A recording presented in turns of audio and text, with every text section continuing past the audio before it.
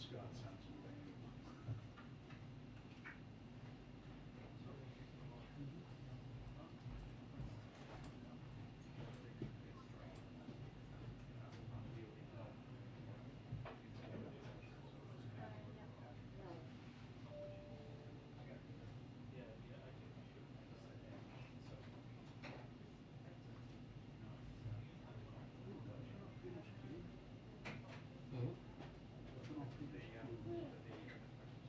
It'll sort itself out. Original speaker. I don't know. Hopefully not.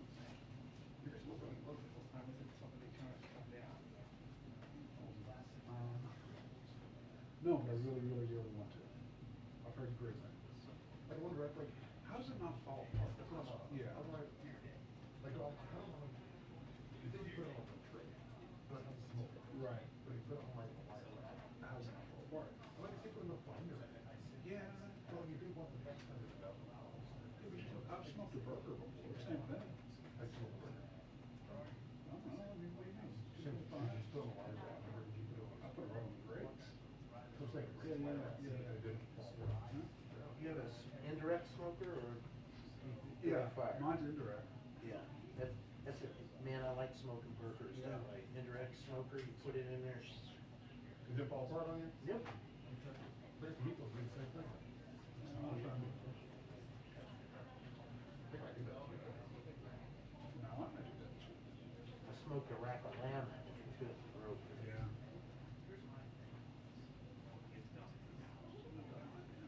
Dan, get me started on the grilling. I love Well, the first one I had, when my wife and I moved to Texas, we had a guy make one out of a 55-gallon drum, cut it in half and added it. And I grew up grilling, around the grill. Yeah, and then this thing, and I was like, so the last 30 years, that's all I look around, and I don't like propane, or I like wood, charcoal. I used to have one smoker that way. It was horrible. I mean, I felt like you never cooked this one thing. Like, it was so big at one cost, right? You always put pressure to Like, cooking. I need to go get like something else to do. Like, you can't stand it. Chicken. You rack the bread. You need a pot. Oh yeah, so with ours, when I grill or smoke, it's for that party. Yeah. Because you can't really just do it for you or your life. Not just doing one thing. Like, you can't do one restoration. I've started, Yeah. I've started vacuum sealing inventories and Christmas. Oh, really? That's cool too. I like, and you know when you got it right, and you get that little layer of pink right under the, oh, yes. I do cheese every winter too. Give it away for Christmas. Cool. I didn't get one of those. Tubes, Yeah.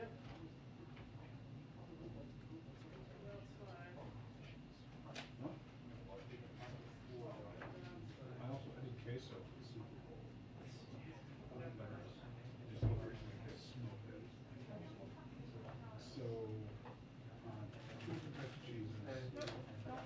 I ground up some taco meat and onions, threw it in there. I rolled out some fresh green chilies that I got from the farm. Yeah, I had that inside. I didn't use girls. I don't know. What this- I didn't, but the Did cheese you put it, went. did you put it in the thing or just put it on? I spilled that behind there. Just let it cook out of the grease then? No, I put it in like a little bit of Okay. and yeah, the cheese, all that stuff, and I'll do it smell. Can of cream of chicken soup, which I go.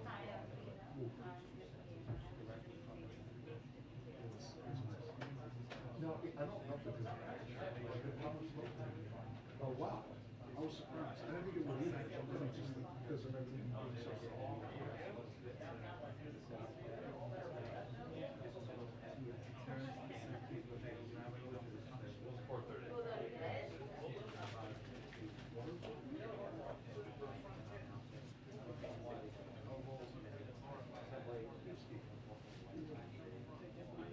There's some access very one black and brown. Yeah. That's all your burger. Did you ever have one?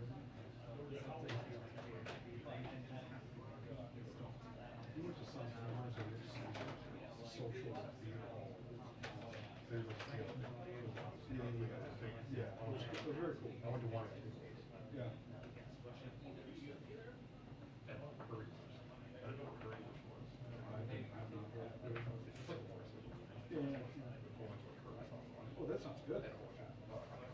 Oh, yeah. Yeah. Yeah. Don't shit. Yeah, that's not bad. Not bad. It looks disgusting. Like if I take a picture of making it look good, I'm like, okay, this is Those are balls. Look at the one.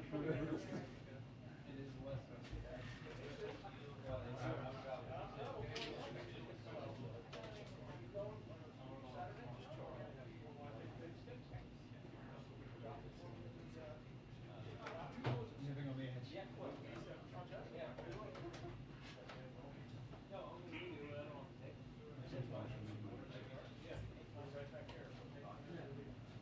breathing start. It's not in your way. It's not.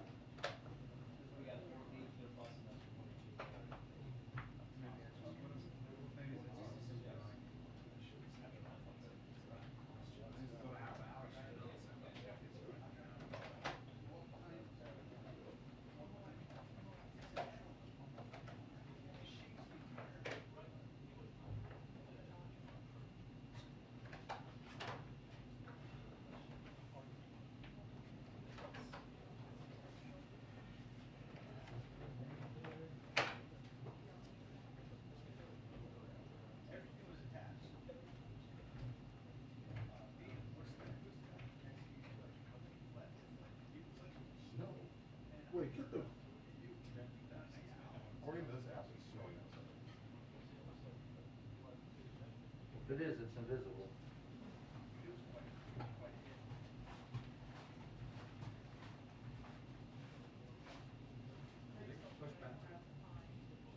Fake news. We're bastards at Yahoo. What do you expect? Come on. Bastards on the Weather Channel.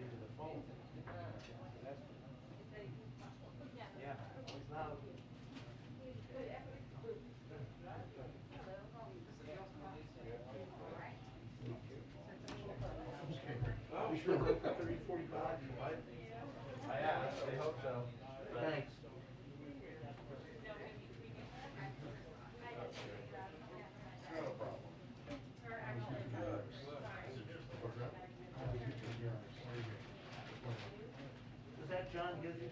Oh, Brian, how are you? Pretty good, man. How you doing? Oh, John, I have dinner with a friend of yours the other night. sorry. Who that? Joe Walsh, good man, yes, very good. And his wife, Elaine. Elaine. Elaine. Yeah. I'm gonna see them on Saturday.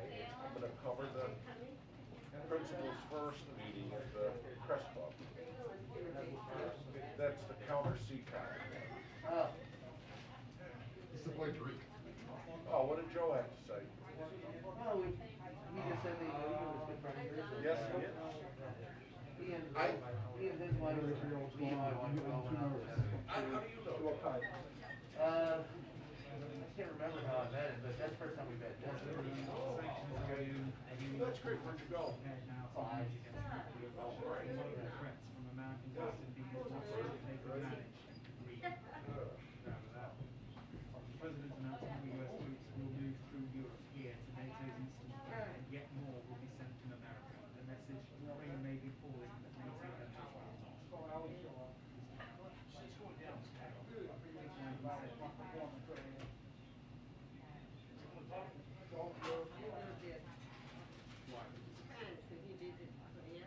Yeah. Uh-huh.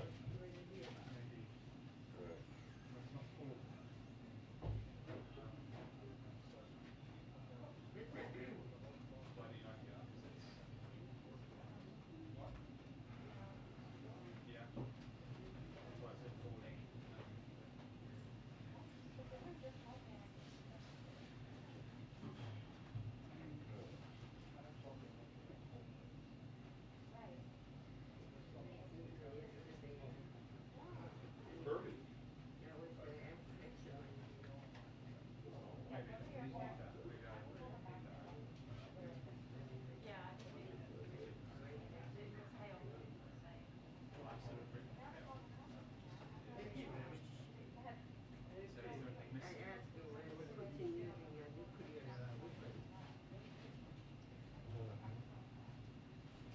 George, how you doing, brother? Good, good. How about you? Hanging in there. Good to see you. Good.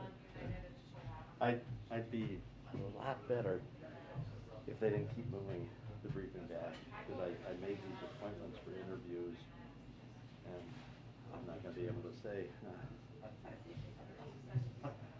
All kinds of meetings at football. I know, well, I intentionally moved them from earlier in the day to later, and now. And now we're all bummed. Yeah, yeah.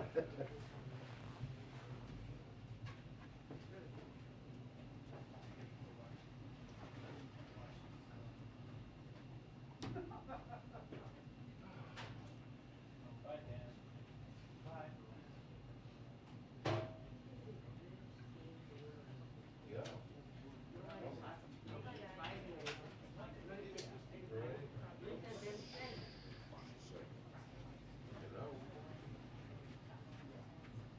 Yes, I did. I'll do it, and But are we having fun yet? Yeah. Well, No, you know, keep people off the nuclear trigger. Little things like that. Little things like that. not at all. I'm at the White House and it has to be till 4:30. So, okay, and thank you for letting me know, okay? Yeah, it's 4:30. Bye-bye.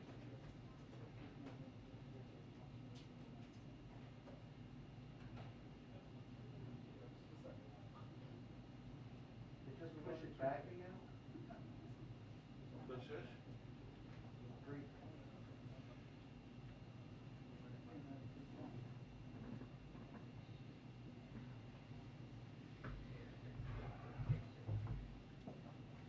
Yeah.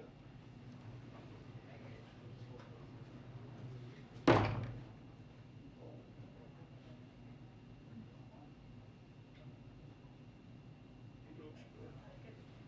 Does it work? You're happy?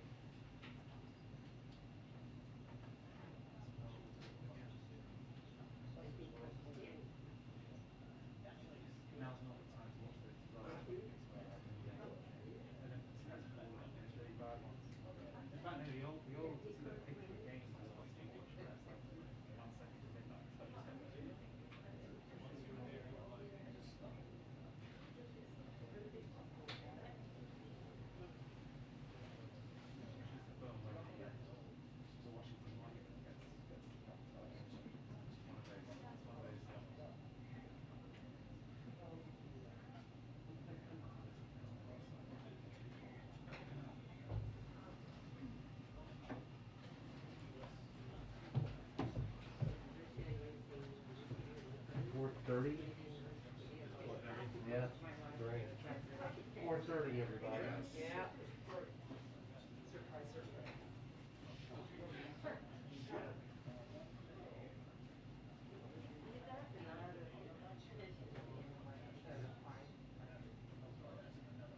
Say maybe he can use it.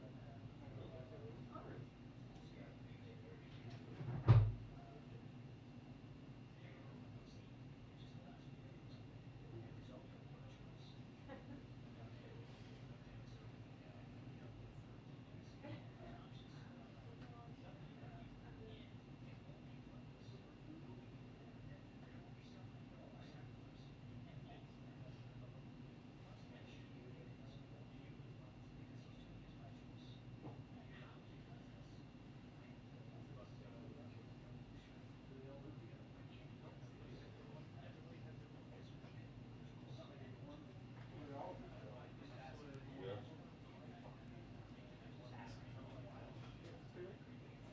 Yes.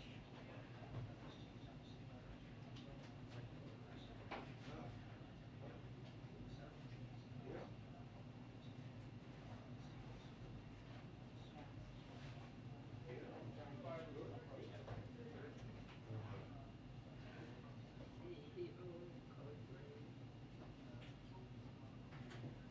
He does, Jenny, that's great. Good job. This was last year, all years, all years. Very good. That's, and who was it, Morgan? Woman, yeah. She did. She invited me. Okay. And she invited me, she called me the very first time. My name. Yeah. Then I talked to her. So nice.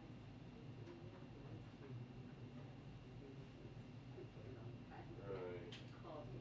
He said, yeah, me too. That's pretty good. Now he's losing weight. Yes, 90 pounds. That's amazing. Looks like he's getting older too. So he's losing.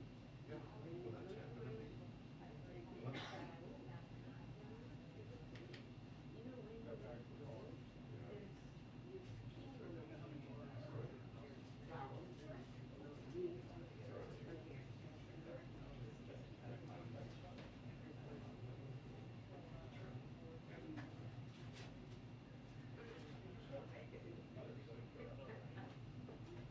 Well, anyway, Joey, what's he, why is he here in town? Did he tell you? Him and his wife moved here, I think, searching for a gig. He's living in a nice place too, in Connecticut. In Connecticut, not too far from the, zoo. Yeah, that's right. Yep. Nice guy. Yeah, nice guy. And you know, I covered his first campaign when he won the nomination for Congress. He established when he beat an incumbent. But that redistricting, Took him out. yeah.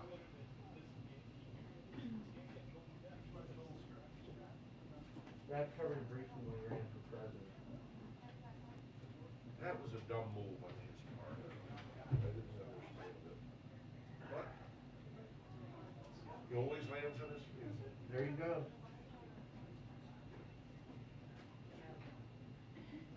yeah. This guy.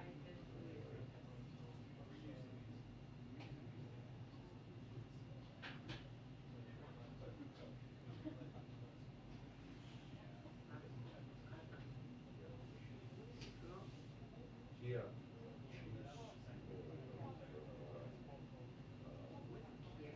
Capital. Oh, great, yeah, yeah.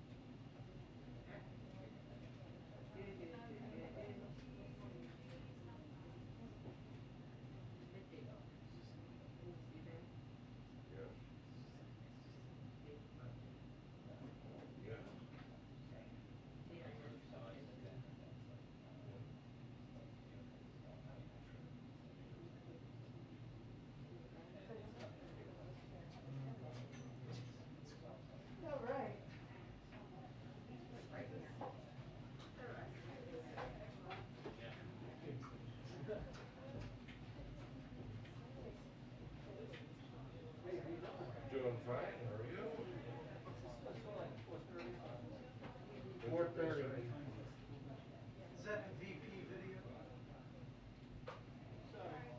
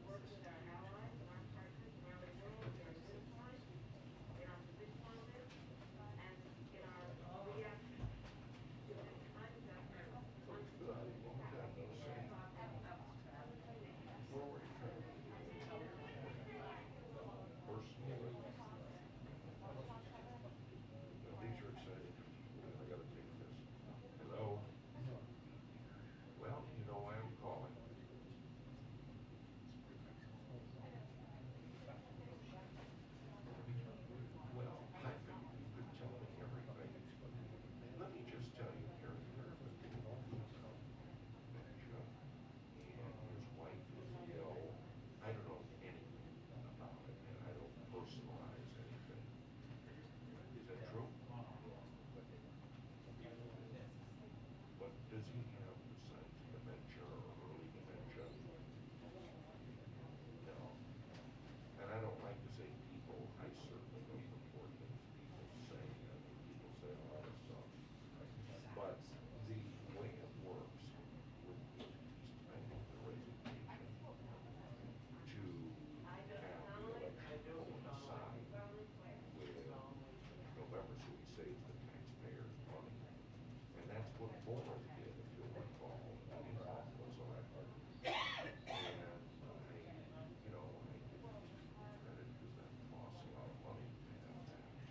Now, I don't have a clue who would run for it. I never had a guy with boots on, quite honestly. He did say something like that. But I just don't know. I looked out there, the governor is running for re-election. He won't run. I know the previous governor, I just, members of Congress. Something like that,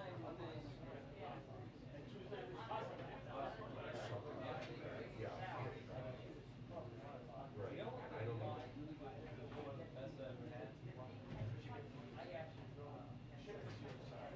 I don't even. Yeah, after you recovered from the shot.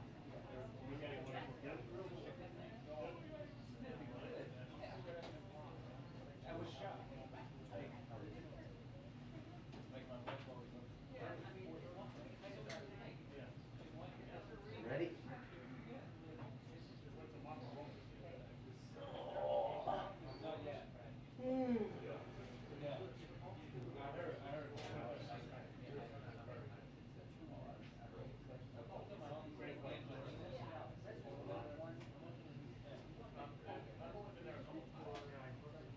His wife.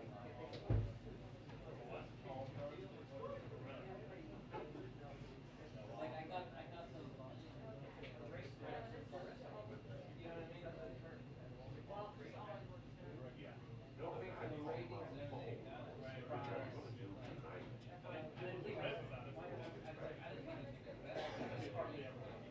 It would be great to have him space to interview him. So we'll talk about it. But I have never thought about him running, you know, him retiring, someone running. PK Small, the former speaker of the House, first black speaker, ran in the primary against black people, could easily run. I'm just thinking aloud now, but what do I know? The congressman first. But wait, you know,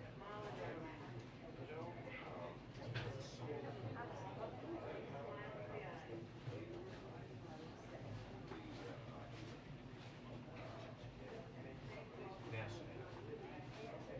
And then there's someone else there. So, and then we'll, And then, of course, the Indian with the two names. we know and believe He could run. this is a war of choice.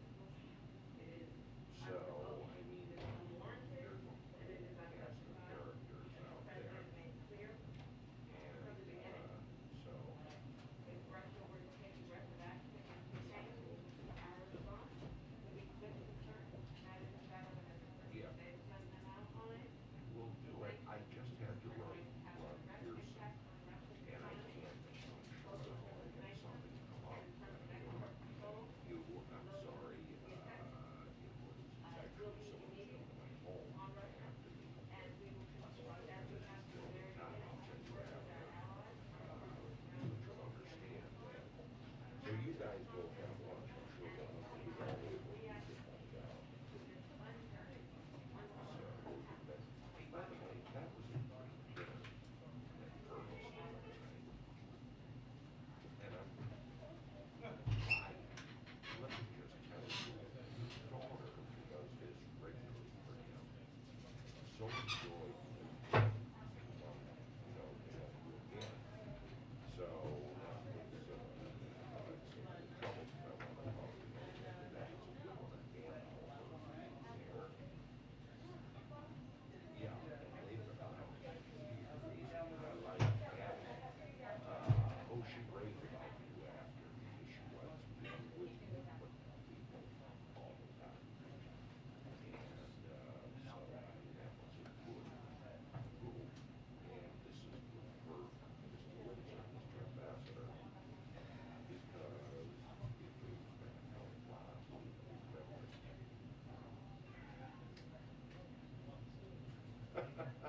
tells her story. What a day, what a day, what a day, what a day.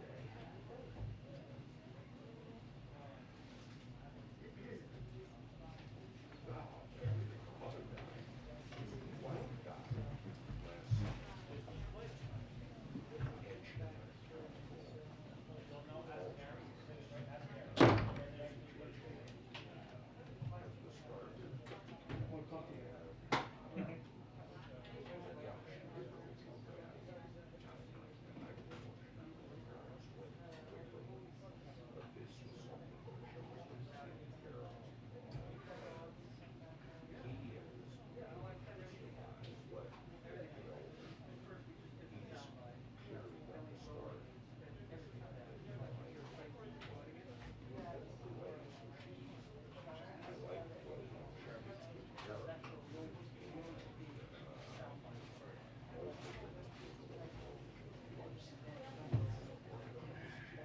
Did you happen to know when they put these lights in?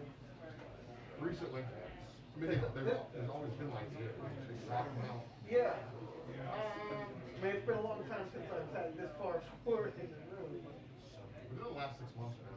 Yeah. Within the last 6 months, maybe even the last like. Did they change all the lights? Everything. Yeah, they did. The whole. Okay. Yeah. Those back there, they're not on. Uh-huh. They have a function of your restrooms. Oh. Yeah, they're just all like this whole. Oh, those are the ones that were flickering? Yes, those up there. Because I got some pictures sometimes, like, I got the lines, it's like, why did I get the lines? Yeah, So it was those two ones up there. you're gonna have to change it, or? So they turn them off? I guess it's so. Small world. Maybe like an hour or so.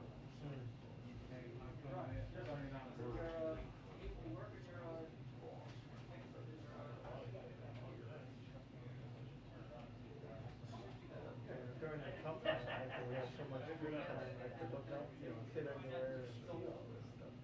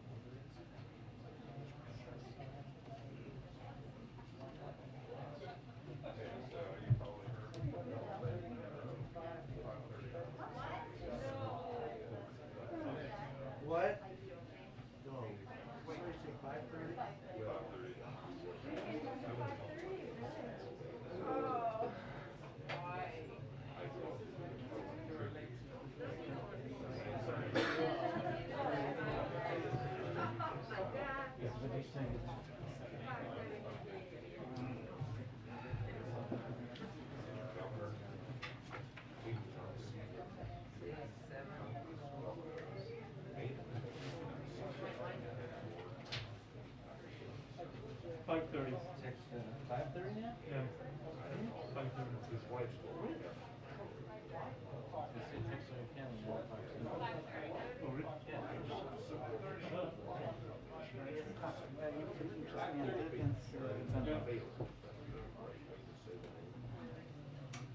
Fallon, thank you.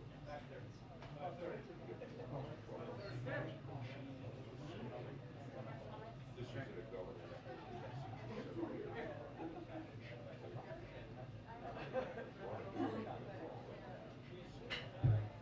His wife is just not going to go because of control.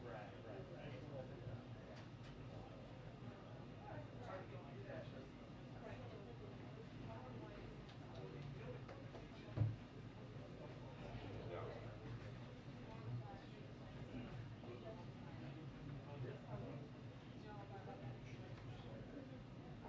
Oh.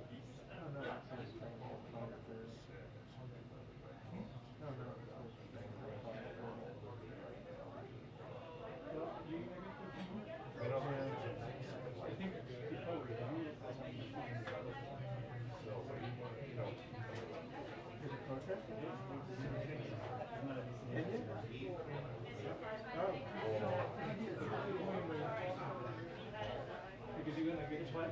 Oh, Yeah, yeah.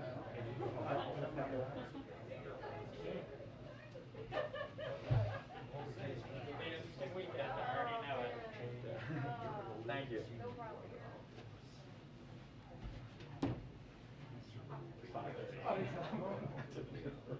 I just walked in with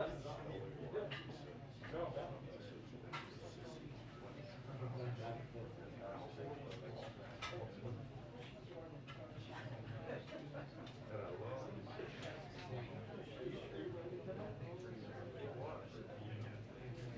yeah, what are you writing the second one? I'm like writing a dog. I know, I'm just. You know.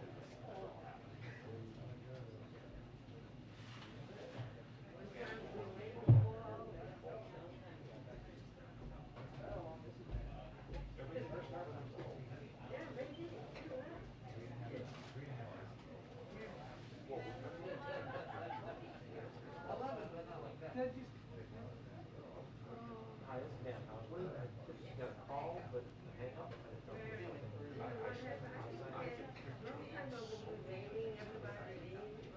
Right.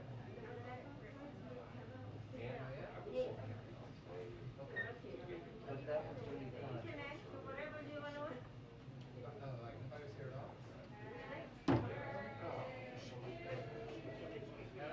So they Is delayed that the why? birthday party? That's why they. Why the cake? Priorities. Well, you gotta have your priorities. Oh, it's That's why a, it's 5:30. it's a tough room out there.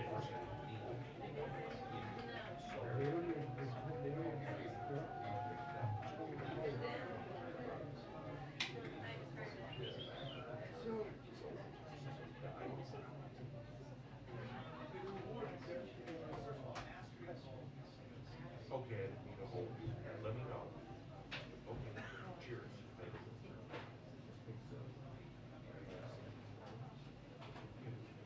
Hey, at least we're not finance people.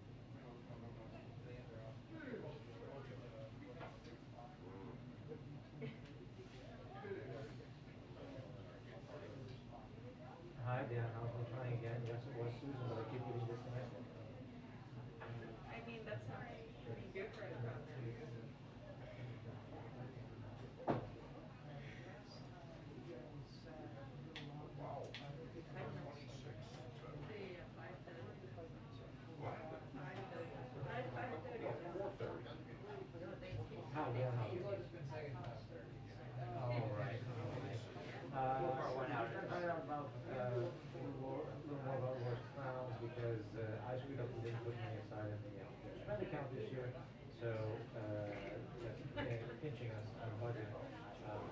Briefing is So, for the side of the question we had was, on the level of urgency, you don't want to put anything off that's required, and it needs it right away, but, probably should find out before, you find out later, like, oh, you could have waited. Why not? You know, those quotes. Nice shoes. Some nice shoes. Yeah. How much do those cost you? You have the same ones, right? I don't have the Architects ones. Oh, I don't remember. Huh? But they're really good. So what? They're really good. They what? I'm assuming waterproof, right? Yeah, they're, it's called Gore-Tex. Gore-Tex? And they Are have, they warm?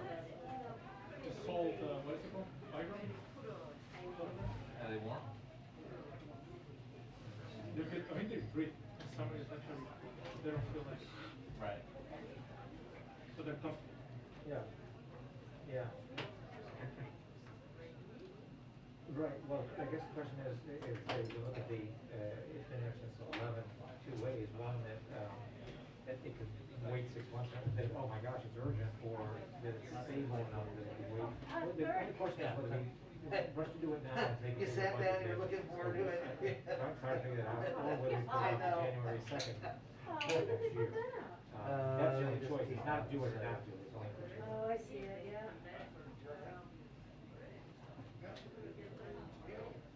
Right. Yeah, that's your body.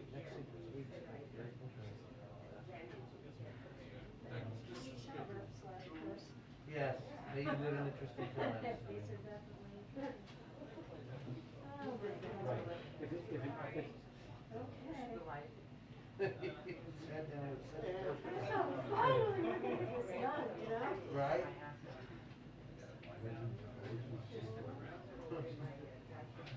Right. If it becomes problematic, does that indicate, you know, the prognosis for doing it worse, or just that it makes it more painful for her till she gets it done? Someone told me. Yeah. You gonna get your coat? Yeah. Okay, I'll stay here.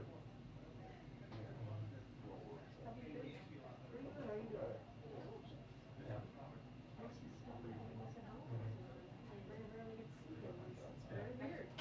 Yeah, that's a good little. I will tell you about that, the working Okay, from home, very well. Yep, and I might have her talk to you directly, because it's No, it really, can't be the, it's feeling on her, and I don't want to impose on her whatever decision she does with the budget, so it's, she's got to balance, she can balance how she's feeling about her health versus her budget, as well, but this way I can help at least lay the ground for her to decide. The one thing she was wondering, and the office didn't want to talk about it, and said, well, it'll be up to you, but they I didn't. get in here maybe do it, once but a week. is there any way to pay the installments on it after, you know, kind of thing, you pay some now and then break up some of the rest of the balance, or a few months after? There?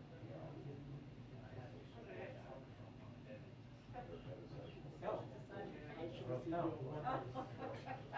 Okay, well, that's not. And, What are we looking at?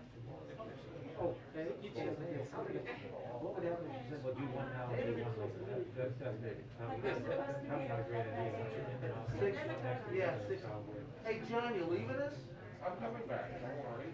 You gotta at least bring a hat back.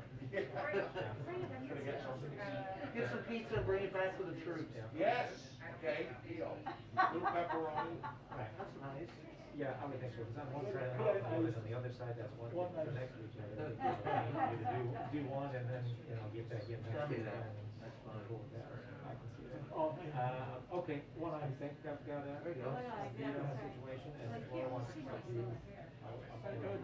She's not taking my word. I gave it up for one. Detective made great insight. Okay, thanks a lot. Okay, thanks. My wife did the same thing. Oh. Down to here. Really? I did that down to here, but up here would be. So funny about it. He has so many talent. Oh, I'm France. really jealous. You gotta come out and see our band play. Oh my gosh, I'm so happy to see you. Hi, I saw you in the newsroom, but you were off. Yeah, I was doing a live show.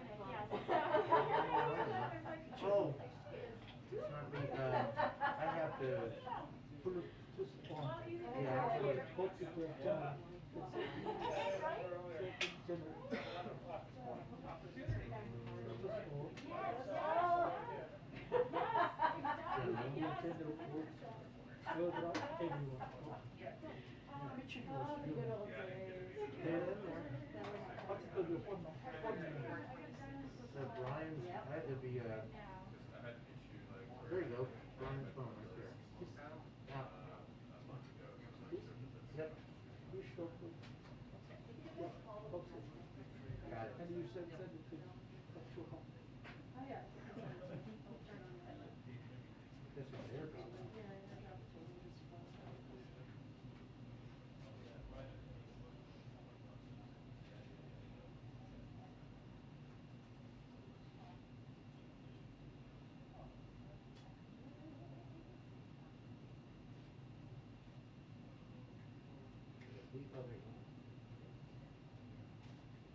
I accept. Dun dun dun dun. Castle Thunder. Dun dun dun dun. Excellent. Now I have to tell my frustrated officer. 30, 5:30. Originally at 2. Up here with such strength of purpose. I know you did, you were striding, I was I impressed. was striding. I mean, you were ready for it. I felt bad telling you. Anything after people go first. Oh, yeah. I had to send it to Brian. All right. Brian, Yeah. one more time. What'd I do? Further up, one more. Brian. One, that's the test. I edited. How face is that Oh. after 50? You took the hair on my eyes. I don't know where it is, which one is it? Fine, fine. That's all. You should go for four.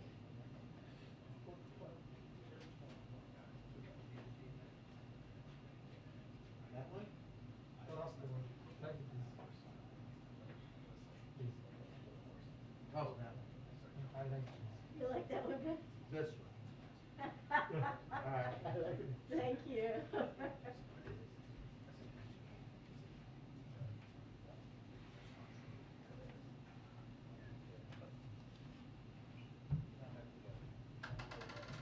You're sending to. Accept. Dun dun dun dun. Cue the music. Mercy, it's cold out there. It's, yeah. It's like 75 or 80 yesterday. It was beautiful, isn't I it? know, took a nice long walk, enjoyed myself. Oh, it's so good not to be by the day ahead coming in and it's like. Yep.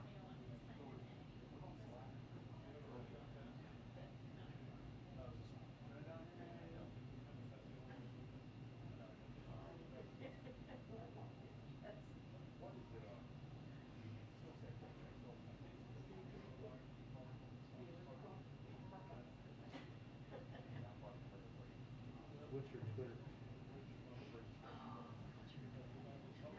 Ah.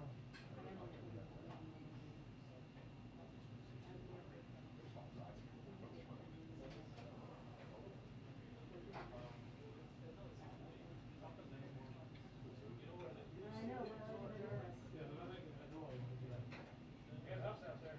And every time the Kenyans win a marathon, they do it. Hey now. Right, well, The people are good runners. yeah, that's, well, everyone, people go, Mr. Kareem, I have no idea to call that. I get mistaken for him all the time, not related. I can see why. Yeah. See, but he can run fast, he's tall. Yeah. Oh, we're voting for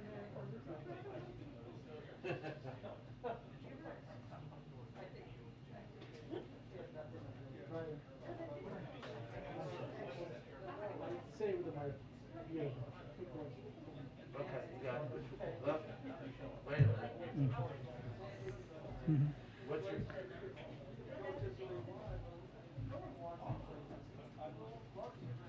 Yeah, you shaved off. Yeah. Because I followed the database. I was trying to know myself. Okay.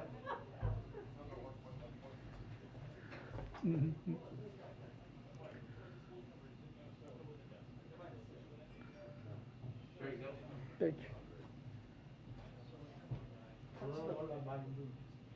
Hello?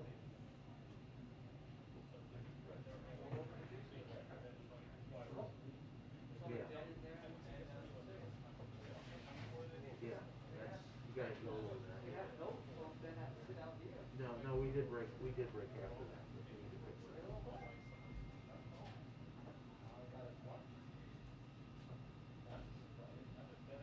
Oh. Well, it is what it is. No, we did break. Yeah, we broke one, cause we always break 3 times. So, yeah. But I'm in the briefing room right now. Alright, bye.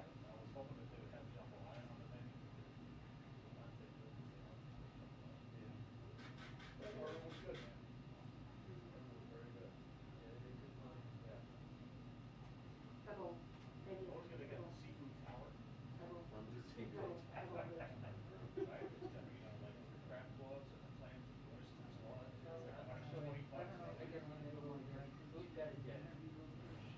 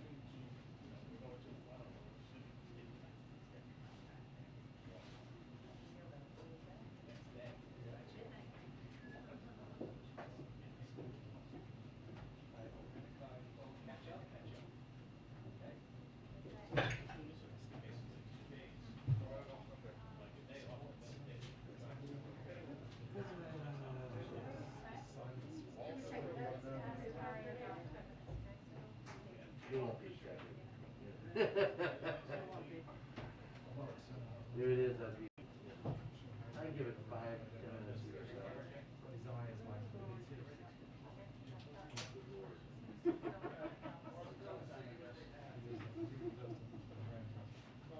I don't you understand, I have band rehearsal tonight, my band is playing out, so don't you know, this is all about me, this is all about me. Don't you understand? Hey, my band, that's a gig, let's do this one. Yeah, I'm doing Jerry Seinfeld. You are, actually. Yeah. Quite well. Did you, there's loads of stuff.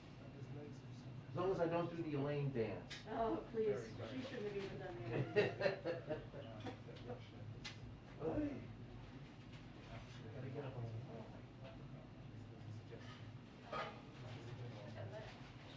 Yeah, it's amazing.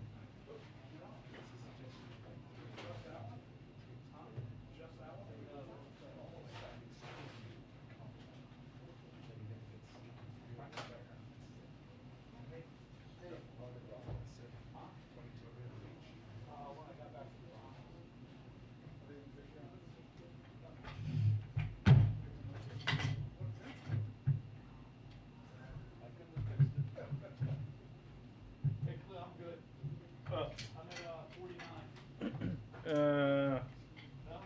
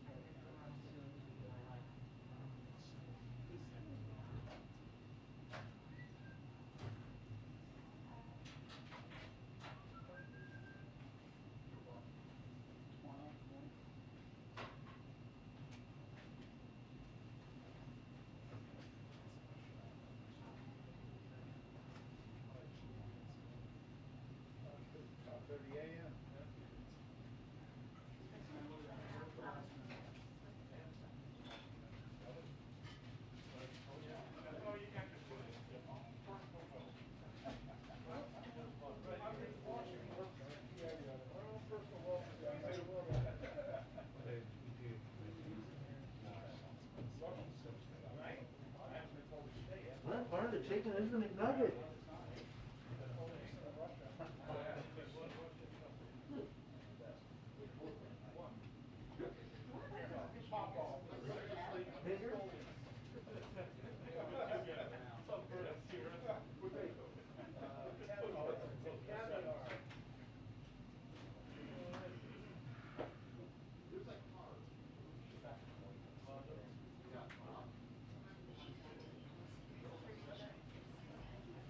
Wait to the bay.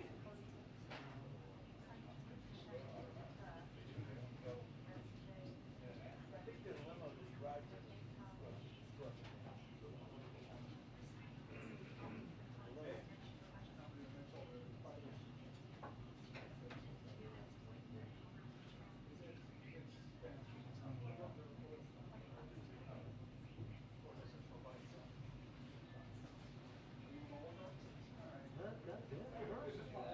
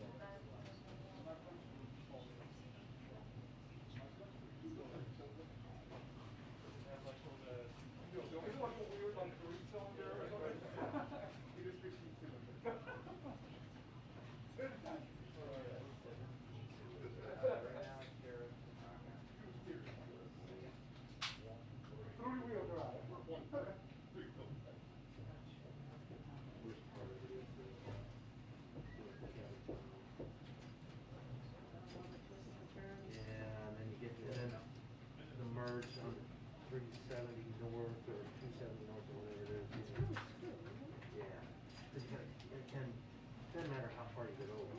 Yeah. To get there, then you have to go, kind of get on the right side, you have to go all the way back. Yep.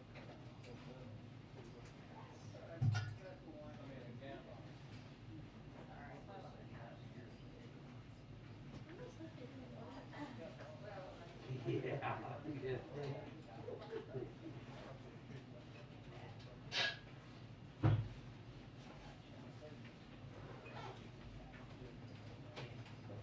But yeah, I haven't seen any listings that say there's even any indication it's wavering.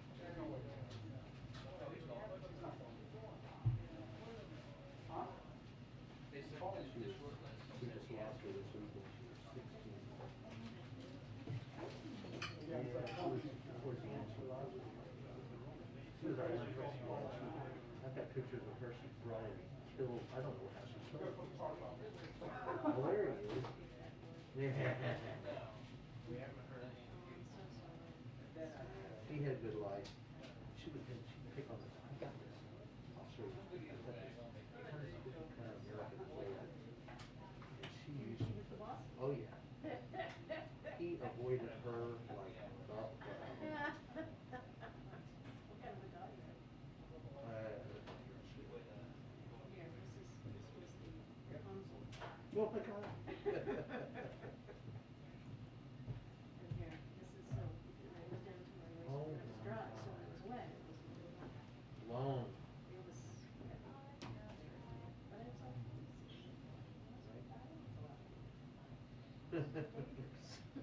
It is. Yeah, there it is. Oh, he's a good one. I had a cat like that.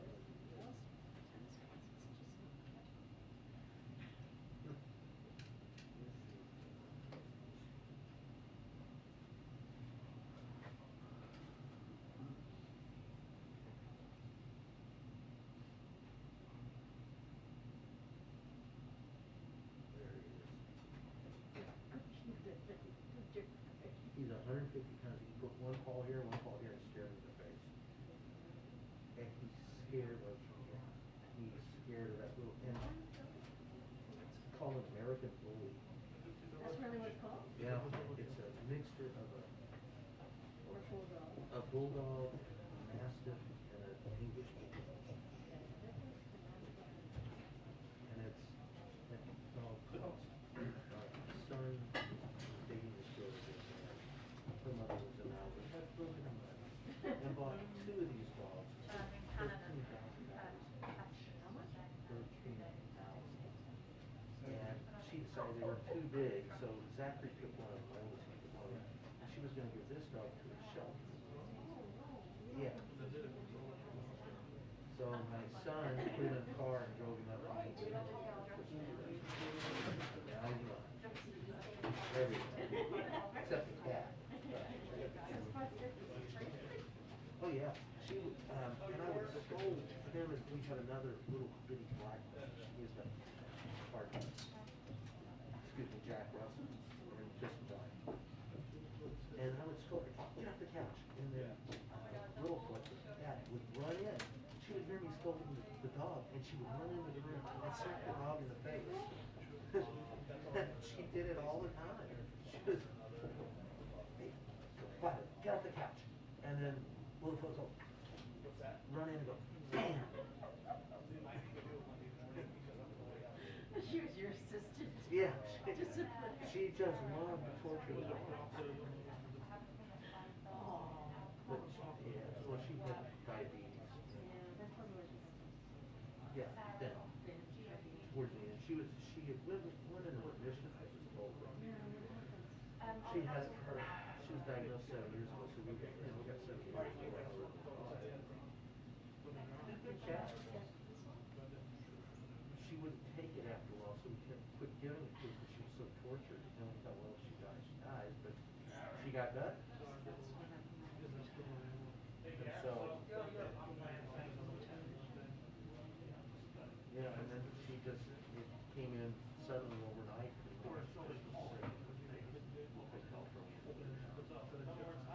That was a cat, I said, I mean, talk about 9 lives, she went through every single one of them. pushing football. We found her under a sea container. She was scrawny and about half dead, so I brought her home. And then she got attacked by some dogs, almost died then. She ate poison.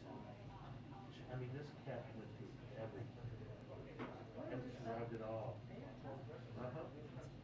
She was tough on the dogs. I mean, that 150-pound dog could just squash her or eat her. She knew it was boss there. Yeah, she was, I mean, she put a scratch on his nose one day, and he was like, I don't want, no, I'm not messing with her. Those little noodles she had in the dog. She was this big. She brought in a little pepper in the garage. I don't even know how she got it in there. She brought in a squirrel that was like this big, and she would lay her kills out, like, you know how when you go fishing?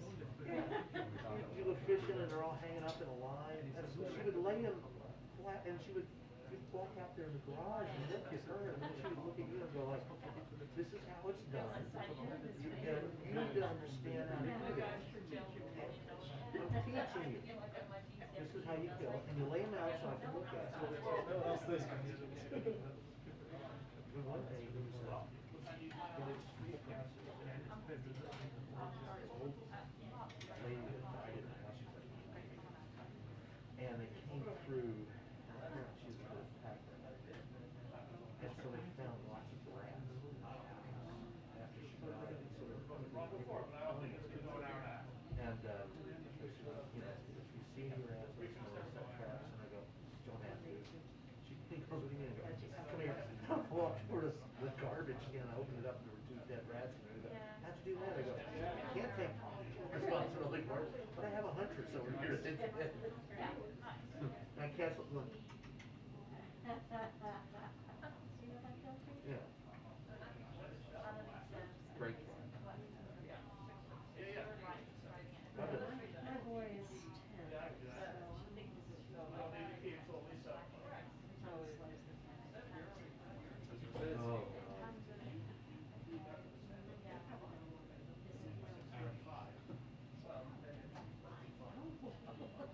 We had a fat red cat. We had a fat red cat with an orange tabby. Yeah, we had one of those. Yeah. And he got really big. Out. And the other one said, you know what?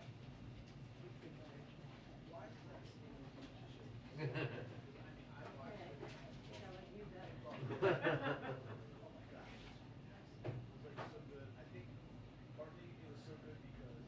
34 minutes away. Anybody bets on the over-under? We should have, like we used to have in the company, fishing at a pool, and the closest one was buying drinks.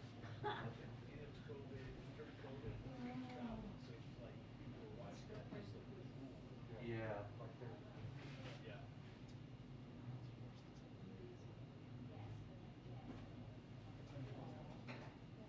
Oh, you need to be up. Yeah. Envision.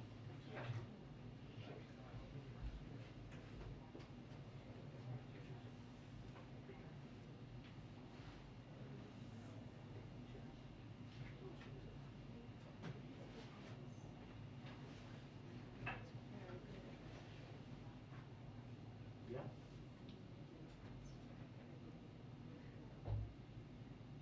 Oh, limp spaghetti with it.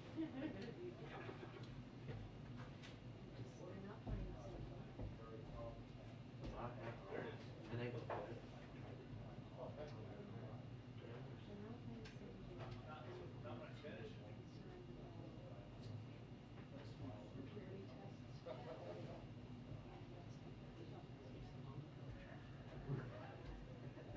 They used to consider themselves the party of moral values, and now they're just like, Values. I got you. describe, just define that. Values. Did we win? That's the value. Yeah, that's the only, and what's the agenda? I mean, they ran. If you want it, we don't. They ran in 2020. No. Fine. They stand, Yeah, I mean, what do you stand for? they stand for. Whatever you don't. Benefits. Yeah. And they do it quite well. Yeah. do if you govern? Well, we oppose everything. Well, but you be the one proposing it. Well, you know, but we'll blame it on the Democrats. We're still blaming Hillary. We're still blaming it on Hillary.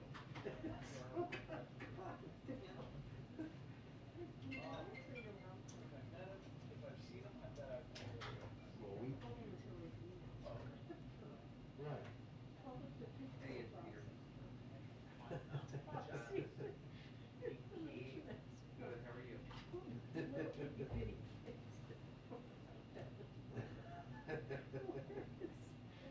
How is this not, I mean, how can they just know that? How are the Democrats just like, oh, well, yeah, you know. I always say one is a party of no heart, and the other is a party of no God. Yeah, I mean, we have. I mean, I just don't know how to look at it. Oh, yeah. Yeah. The Democrats are. Tilly. Yeah. Republicans are playing chess with one king on the field. Checkmate. Sit down, look up this. In my head's going, what does the horsey do? No, the kid. Yes. I don't know what's wrong with that. I don't know what it is. Questo non tiene conto, cavolo. It's a nut. Ai. What's the castle to look? I don't know. I don't know. Getting rough. But whatever you do, don't say queen. Okay? No. Actually, you know what, I have one. But my sister will say, yeah, actually, you ask them. Oh, I didn't identify that. You wanna try? Sure.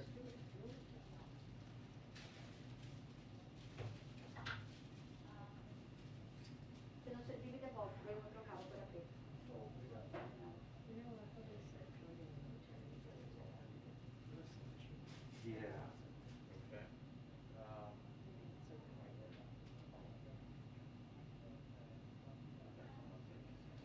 quiet. So I think I was paying like four something, right?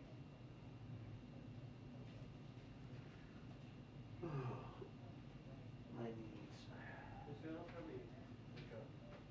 So basically, like. You know, not a whole lot of people are showing up for choir practice these days. I have a car that covers that. I'm just saying, I'm a little upset. Is that what you're saying?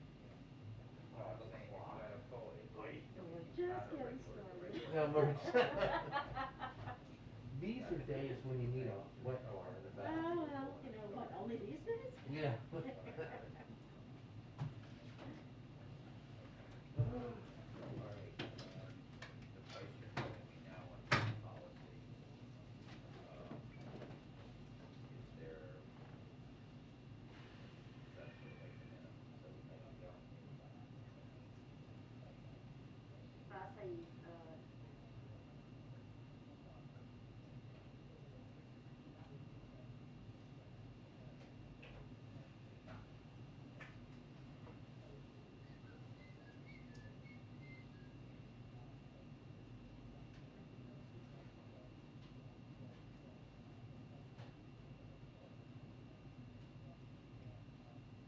Well, okay, but let me ask you, okay, that will, here, that doesn't make sense, 'cause I work with a ton of people that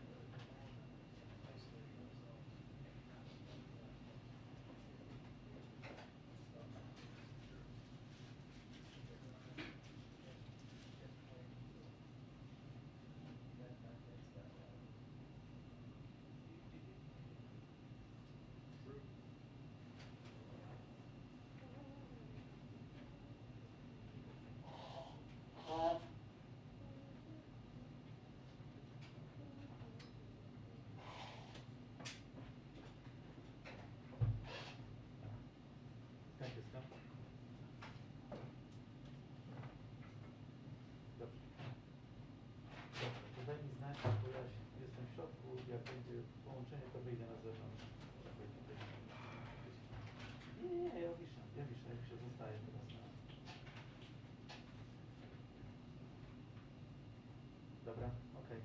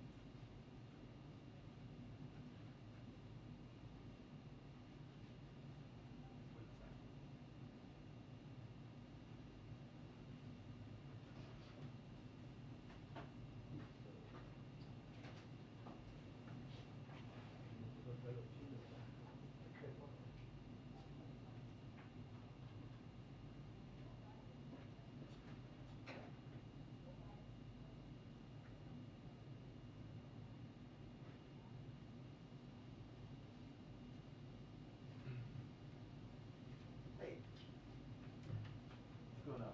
Not bored. I can't believe it, on this day of all days. How you doing?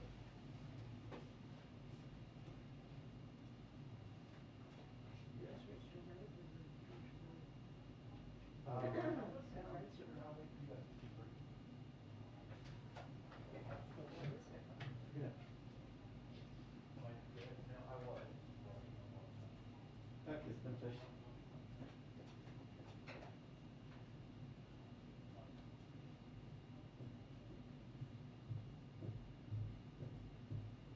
Bo ja słyszałem, Jacka też słyszę, przede wszystkim tego.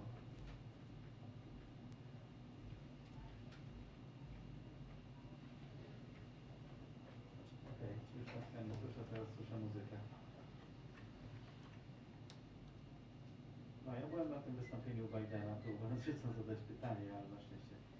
Znaczy, jedno z pytań, które chciałem zadać, zadał amerykański dziennikarz. Możemy o tym porozmawiać, możemy porozmawiać o wojskach do Europy kolejnych amerykańskich, które lecą. Możemy o tym Swiftie porozmawiać.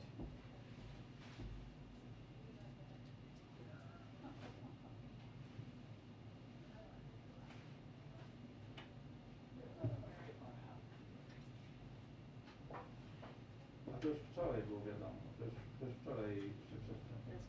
No nie, tak, i pan dzisiaj powiedział, że nie ma, tak, nie ma zamiaru rozmawiać z tymi. Well, Ja nawet nie powinien tego w ogóle rozmawiać, nie będzie to. Mhm.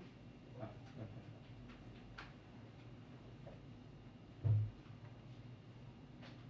Dobra, ja za minutę wyjdę. Dobra, ja wyjdę na zewnątrz, tutaj jestem w sali konferencyjnej Białego Domu, jakby coś, ale tu są ludzie, więc ja wyjdę na zewnątrz. Tu jest zimno, więc jeszcze siedzę tu. yeah.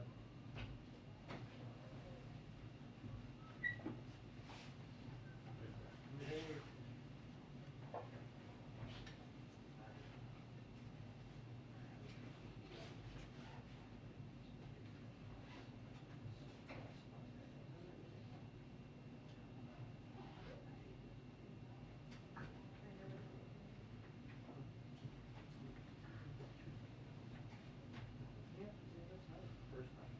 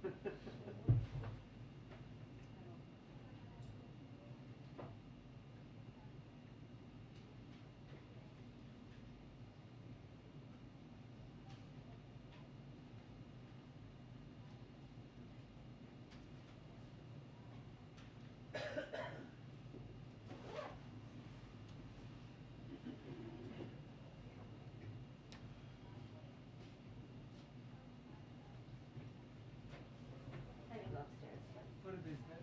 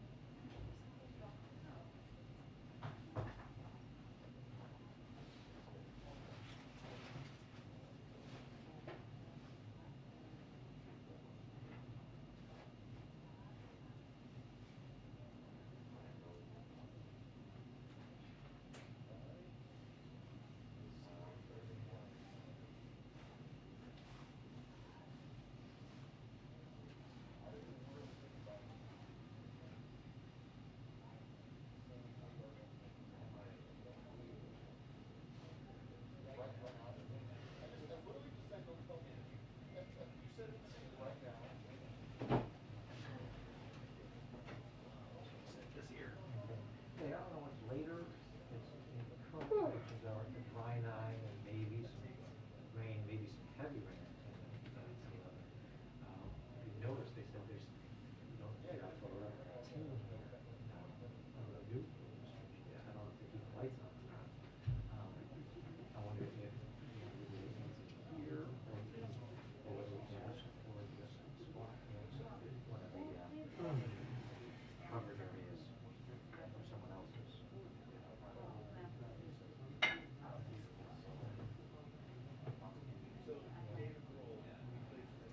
Now, they're supposed to be the review at 5:30 now or something. To see where something, or you gotta be. Yep. I'm not sure that it's negative.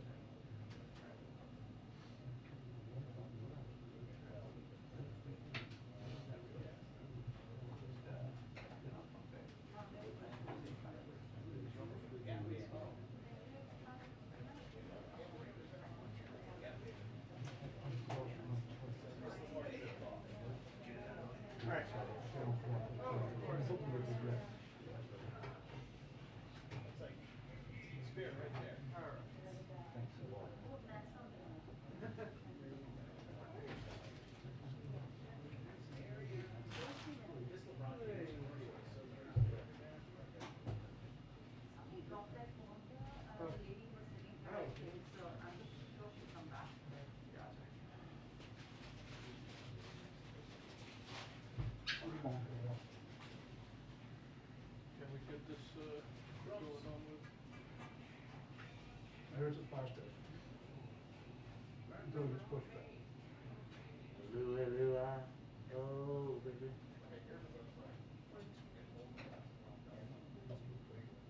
I'm the lead singer. And the guitar. I'm the lead singer and the guitar player. And we do rock and roll.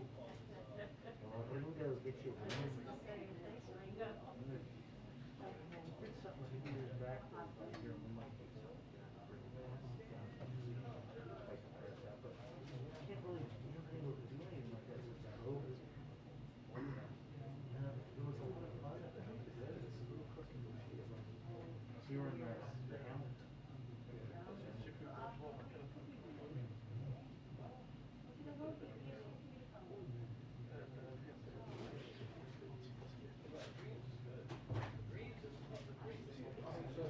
That's all right. 5:16.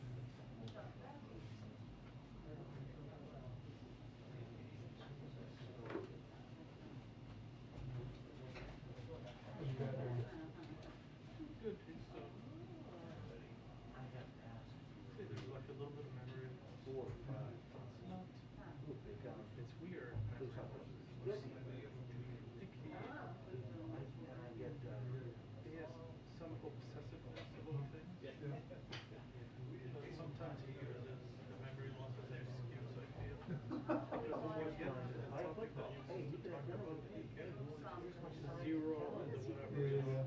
But if you get into something about his illness or his medication or any of that stuff, they just throw at you the I don't understand Russian God or it's kind of weird. But in general, He is, man. the numbers stabilized in the right place. Good. But then they reduce the dose of medication a little bit. Oh, yeah. To see, because they don't want to give you the heaviest dose. Right, if you don't need it.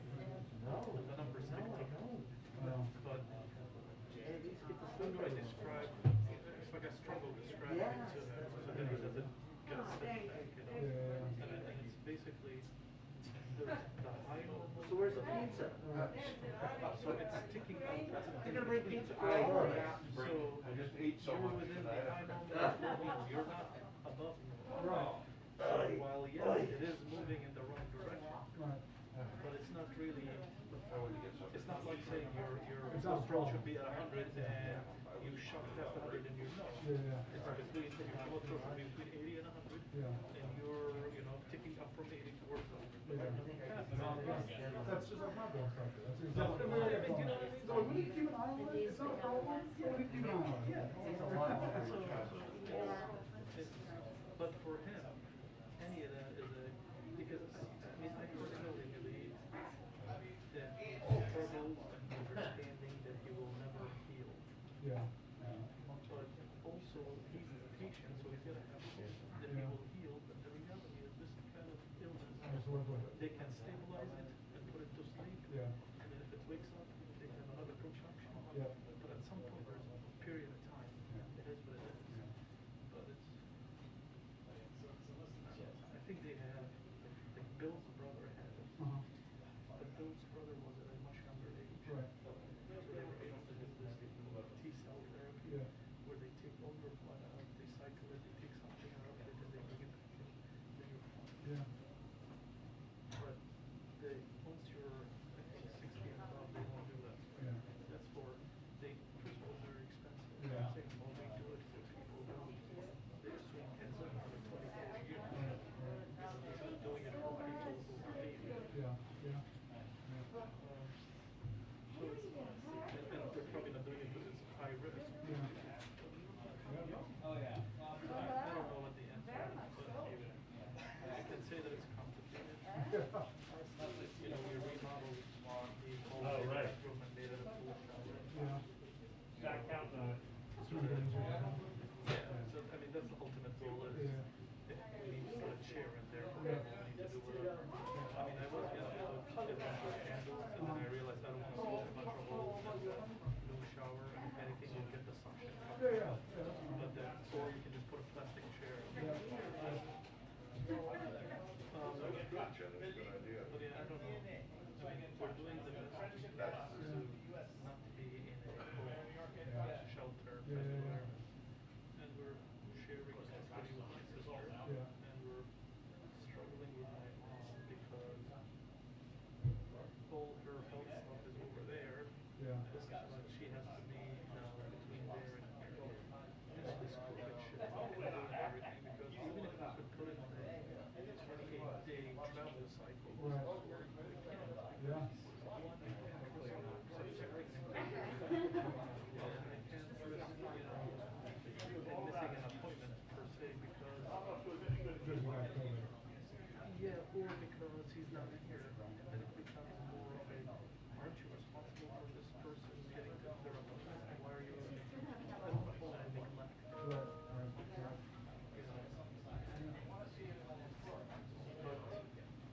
5:22.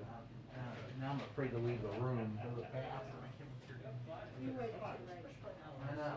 It's not easy. No. And like next month, literally next month, we have Mom arrives tomorrow night. Monday, Does she spend most of the time here or there? Or There. split? yeah. Yeah. So she just went there for 2 months, and now she's gonna be here. So then, I'm still living here with my sister. And No, it's an evening, man. Cambridge, Maryland, so she's basically 16 miles. I know. But, Mom arrives Friday night.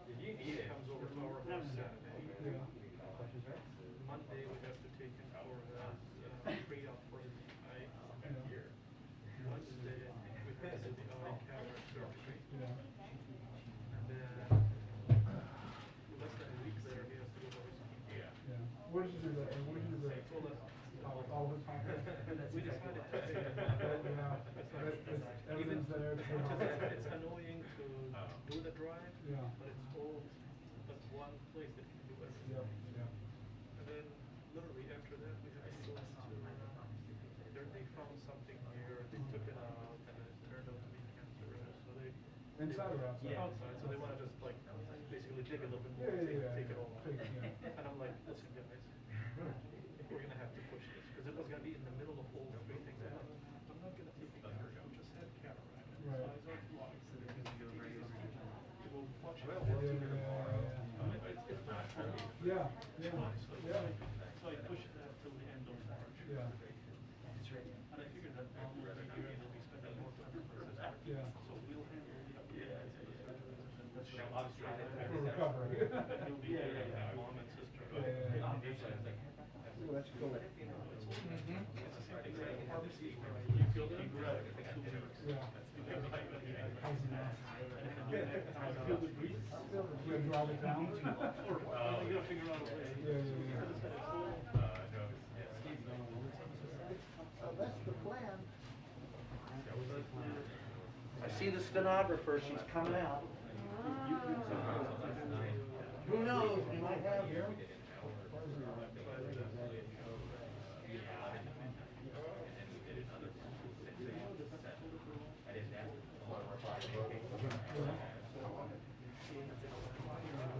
Yeah. Take care of you. Yeah. Yeah, no, you're okay. Yep. No.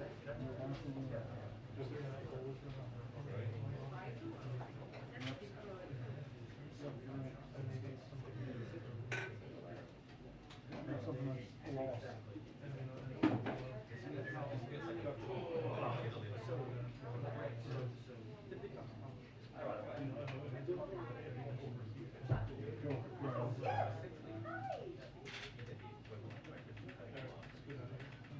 Yeah. Hopefully I hope so.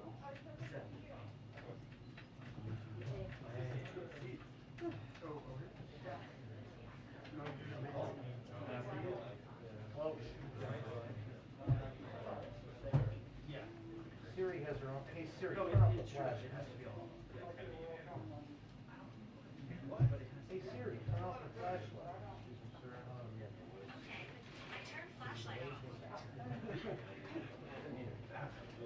Thank you.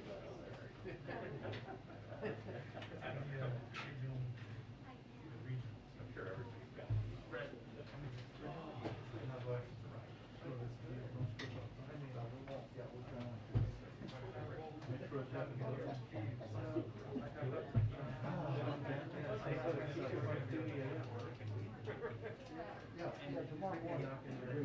5:30. When I was in Haiti, after the earthquake, that still was there. And so if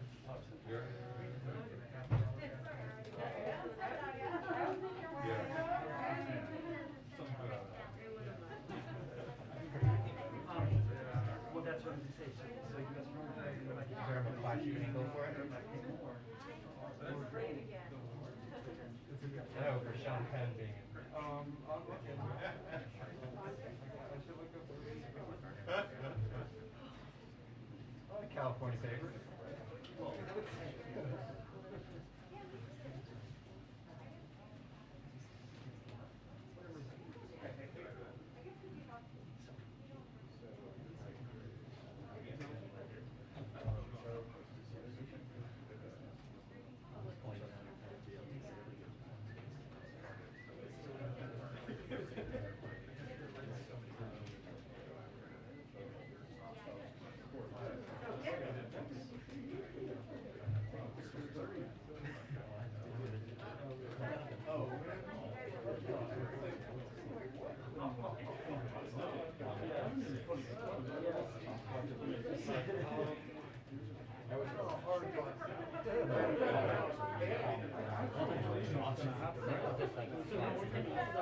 You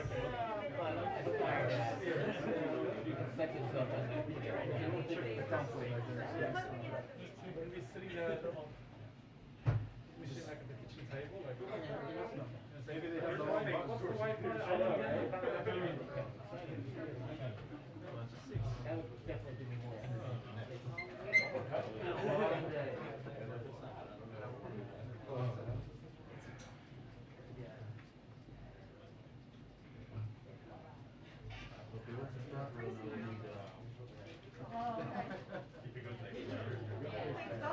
Seat warmers. That used to be a sign. Sleeping in the house.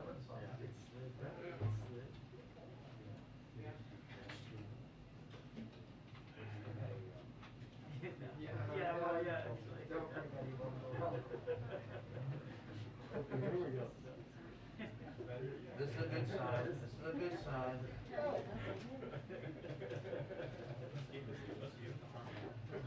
So far. Mr. Holland, you're the only member of the front row there.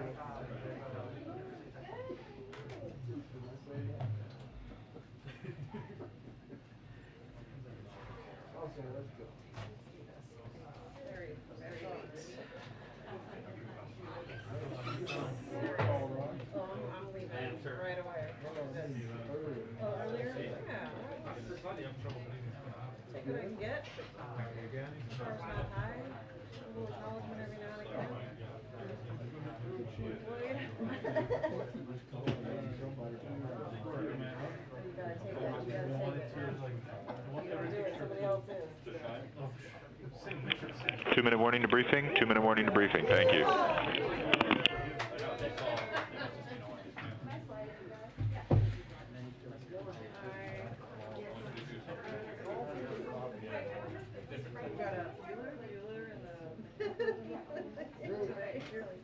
Keep everyone on their toes.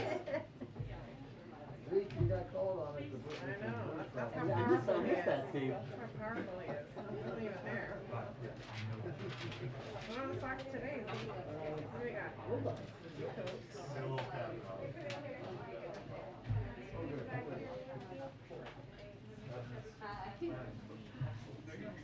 Yeah, you wanna get that?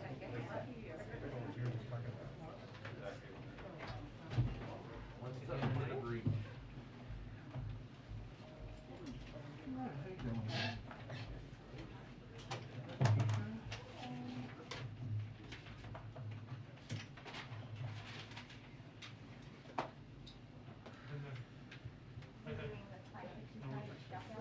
Yep. Yeah. I'm gonna go with a 50 this time. Okay. Cut it a little bit last time. Did you duck out this way? That way.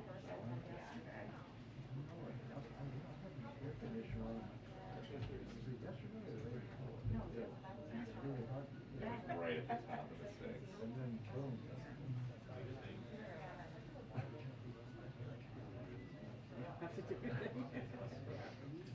And luckily we got enough sound from earlier for a package.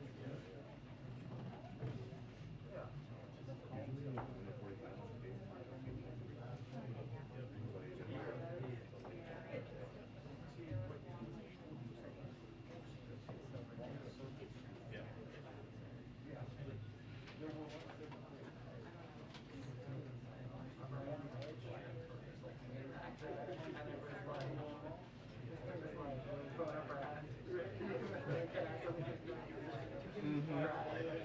I know.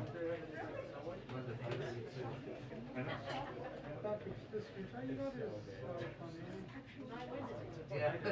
That's exactly I don't know, what that means I gotta. people said.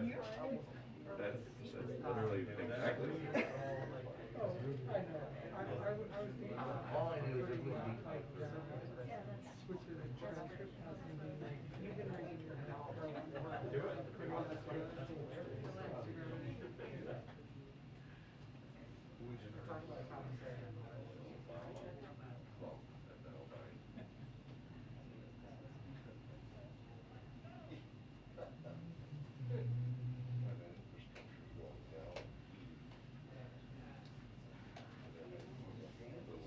Do you think it's gonna be this notice announcement?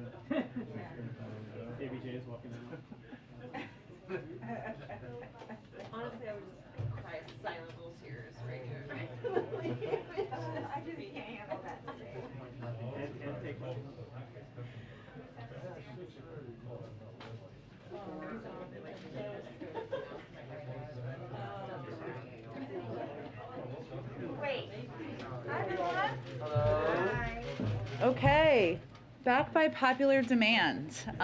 If he decides he's not going to be an economic expert anymore, he might have a future in our business, or in the press office. So Dilip is back. He's going to give some brief comments at the top, take a few questions, then we'll do some briefing after then, and I'll just say at the top for anyone who needs to leave for TV, feel free to go. It's all fine. I will turn it over to Dilip now. Thank you, Jen. Good to see all of you again, but this is a briefing I never wanted to give. I'd like to start by saying the prayers of the entire world are with the people of Ukraine today as they suffer an unjustified, unprovoked, and premeditated attack by the Russian military forces. President Biden has said from the start of this crisis, if Putin chooses to invade, the cost to Russia will be immediate and profound, to its financial system, to its economy, to its technology base, and to its strategic position in the world. As the world has now witnessed, Putin has made his choice.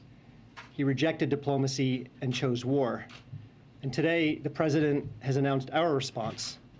Because of Putin's choices, his flagrant violation of international law, and his utter disregard for the principles that underpin peace and security across the world, we will now ensure his decision is remembered as a strategic failure.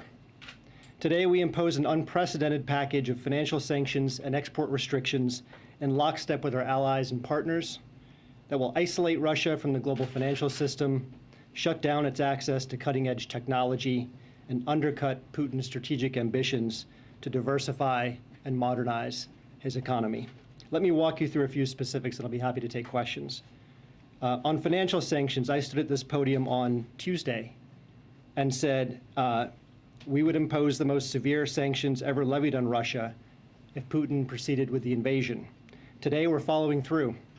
We will impose sanctions on Russia's two largest financial institutions, Sberbank and VTB, which together hold more than half of the Russian banking system's assets, over $750 billion in total. For VTB, we will freeze all of its assets touching the U.S. financial system and prohibit U.S. persons from doing any business with the bank. For Sberbank, we will sever its access to the U.S. financial system. We'll also freeze the assets of and prohibit any business dealings with 3 additional Russian banks with combined assets of over $70 billion. We'll also restrict U.S. investors from providing debt or equity financing for 13 of the most critical Russian state-owned enterprises, which combined have estimated assets nearing $1.5 trillion. And finally, we'll also impose sanctions on the executives at these state-owned institutions, as well as additional Russian elites who are complicit in Putin's kleptocracy, and their family members. Those who've shared in the Kremlin's corrupt gains and stored their wealth in yachts and luxury condos and fancy cars will now share in the pain of these measures. In terms of the financial impact, as I said, these are the most impactful and significant sanctions the U.S. has ever taken. But financial sanctions are just one part of our response. We're also unveiling today an expansive and unprecedented set of export restrictions developed in historically close coordination with the European Union, Australia, Japan, Canada, New Zealand, the United Kingdom, and Taiwan. These new measures include sweeping restrictions on Russian military end users to impair Putin's military capabilities, and will also deny exports across Russia to sensitive cutting-edge technology, primarily targeting Russia's defense, aerospace, and maritime sectors. In total, the United States and our partners will effectively be cutting off more than half of all high-tech imports going into Russia. This includes curbing Russia's access to advanced semiconductors and other foundational technologies that Russia needs to diversify and modernize its economy. Working in tandem, these financial sanctions and the export controls will undercut Putin's aspirations to project power on the world stage. And those impacts intensified dramatically just today. The Russian stock market plunged over 30% at one point before being halted by local regulators. Russia's currency, the ruble, weakened to its weakest value on record against the dollar before the central bank intervened. And the price the market is charging the Russian government to borrow is now above 15%. These impacts over time will translate into higher inflation, higher interest rates, lower purchasing power, lower investment, lower productive capacity, lower growth, and lower living standards in Russia. To be clear, this is not the outcome we wanted. It's both a tragedy for the people of Ukraine and a very raw deal for the Russian people. But Putin's war of choice has required that we do what we said, and to ensure this will be a strategic failure. Finally, let me just say a few words about the impact of Russia's choices on the U.S. We've intentionally scoped our sanctions to deliver severe impact on the Russian economy while minimizing the cost to the U.S. as well as our allies and partners. To be clear, our sanctions are not designed to cause any disruption to the current flow of energy from Russia to the world. We've carved out energy payments on a time-bound basis to allow for an orderly transition of these flows away from sanctioned institutions, and we provided other licenses to provide for an orderly wind down of business. Let me just stop there and take your questions. I just had a real quick question. You said it would take some time before it affects the economy and inflation. What's the timetable? How long do you think it will take until you have demonstrable results? Well, look, these are costs that build over time. And as I mentioned, I think last Friday, any leader, whether you're an autocrat or a small d Democrat, has to pay attention to the living standards of your country. And already we're seeing the effects of these measures and the signaling that we provided over the last 3 months. Before these sanctions were implemented, inflation in Russia was 8.7%. The government's borrowing costs had spiked above 10%. The ruble had lost almost 15% of its value. And today, those costs escalated dramatically. Now, it's going to be up to President Putin to decide, ultimately, how much cost he's willing to bear. But what we control is to make sure this will be a strategic failure, not just because of the sanctions, but also because of the export controls, because of Europe's accelerated diversification away from Russia in terms of its energy supply, due to our fortification of NATO's eastern flank, and due to the renewed energy and unity and determination by the West to stand up for our values and advance our principles. But to confirm, you're in it for the long haul, right? You're until you see the results that you want. We understand that these costs will accumulate over time. You've just laid out all of the actions that the U.S. that our allies have taken at this point. As you understand, the questions, though, at this point are about the actions you have not yet chosen to take at this point, specifically the SWIFT system and sanctioning President Putin specifically himself. What are the triggers at this point? Are there actions that President Putin might still take you're expecting that would trigger those sanctions? Or what are the potential complications, especially about sanctioning Putin personally? So I understand a lot of questions about SWIFT and about sanctioning President Putin and lots of other measures that could be mentioned. But let me say this. I think today was a demonstration that we mean what we say. We delivered on what we said we would do in terms of imposing costs. So when we say all options are on the table and that we're prepared to continue to ratchet costs higher, it would be a mistake to doubt that resolve. But let me also step back and say that when we consider which sanctions to apply, we're not cowboys and cowgirls pressing a button to impose costs. We follow a set of principles. We want the sanctions to be impactful enough to demonstrate our resolve and to show that we have the capacity to deliver overwhelming costs to Russia. That's one. Number two, we want them to be responsible, to avoid even the perception of targeting the average Russian civilian, and of course, unwanted spillovers back to the US or the global economy. Number three, we want to stay coordinated. And so we calibrate our sanctions to maximize the chance that we move in lockstep with our allies and partners.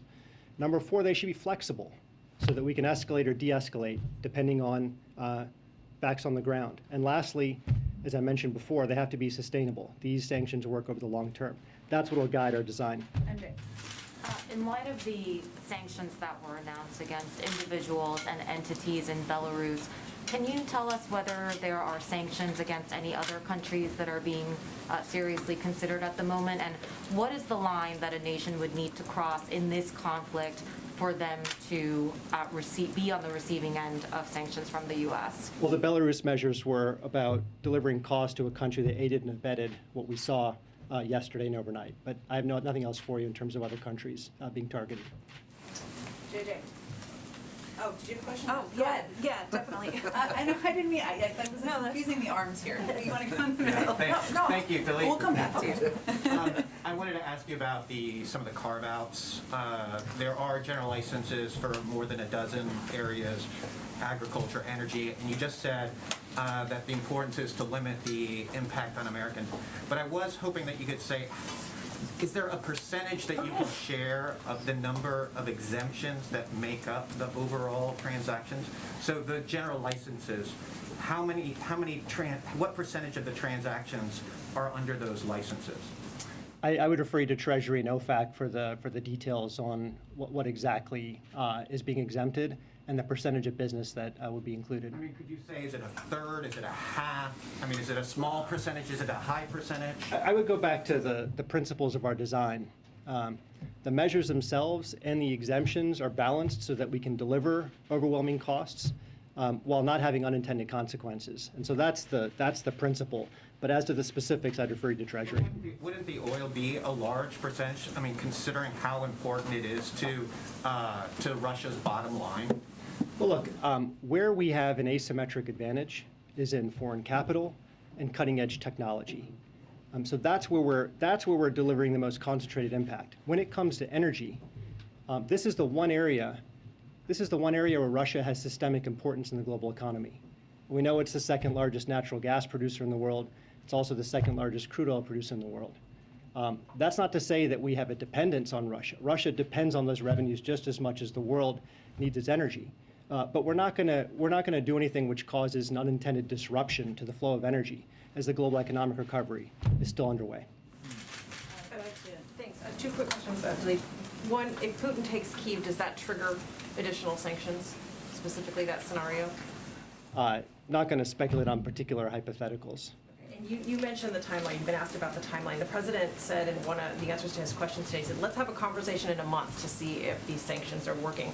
But my question is, what happens in the meantime? Russia is taking over parts of Ukraine, major parts of Ukraine, as we speak. So the world just sits back and watches that happen until these sanctions take effect. Look, we can't dictate Putin's actions. What we can do is what's within our control, and to make sure this is going to be a strategic failure for Russia. And so over the course of the next month, what you can expect is that we'll see an intensifying negative feedback loop in Russian markets. And I've described the elements of that. You'll see record capital outflows. You'll see a weaker currency. You'll see higher inflation. You'll see lower purchasing power. You'll see lower investment. And that negative feedback loop, the velocity of it, is going to be determined by Putin's own actions. And so that's what you should expect on the financial sanctions front. On export controls, what you can see is that over time, this is going to atrophy Russia's capacity to diversify outside of just oil and gas and to modernize the strategic sectors that Putin himself has said he wants to develop: aerospace, defense, IT, lasers, sensors. These sectors all depend on foundational technologies designed and produced by the West.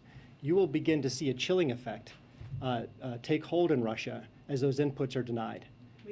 Thank you. For weeks now, administration officials have repeatedly said, yourself included, that these sanctions are meant to deter and prevent Putin from moving forward, from acting. Can you help us understand why the president said today that no one expected the sanctions to prevent anything from happening? And then secondly, on a quick one on Putin sanctions, without talking about when you might trigger them, can you help us understand what harm they would do to him personally if you were to sanction Putin?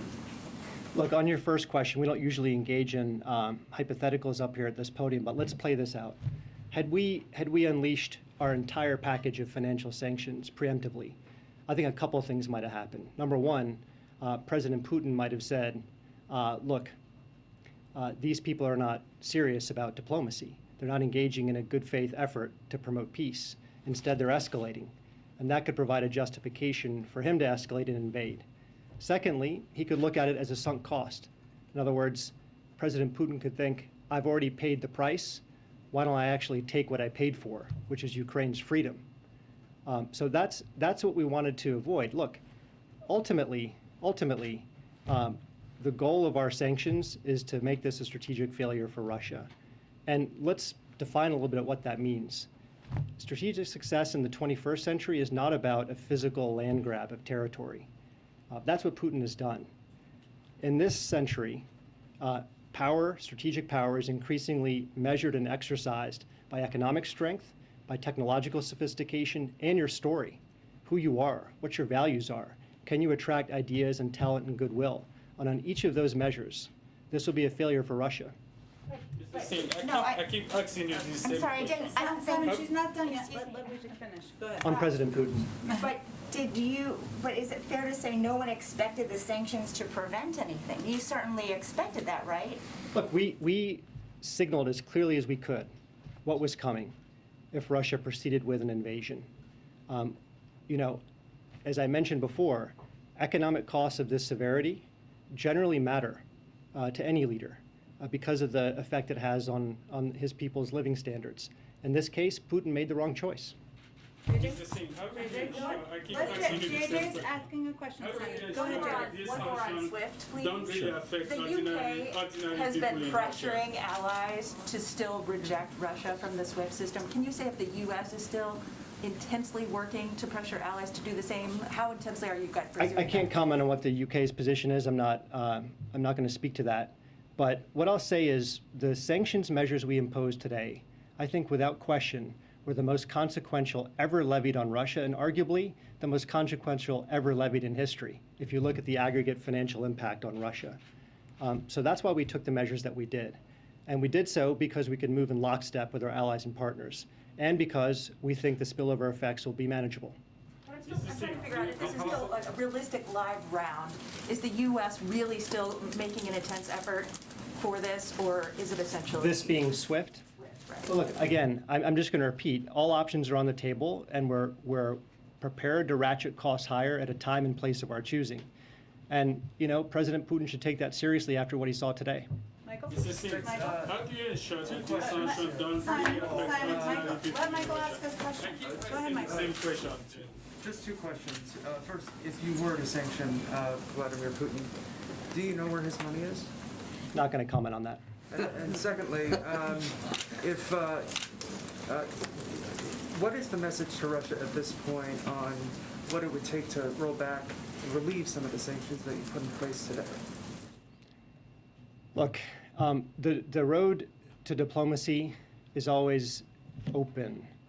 Diplomacy is never dead. But in the current circumstance, in the immediate aftermath of an invasion, that option is not available. Right now, we're imposing severe consequences on Russia for its decisions.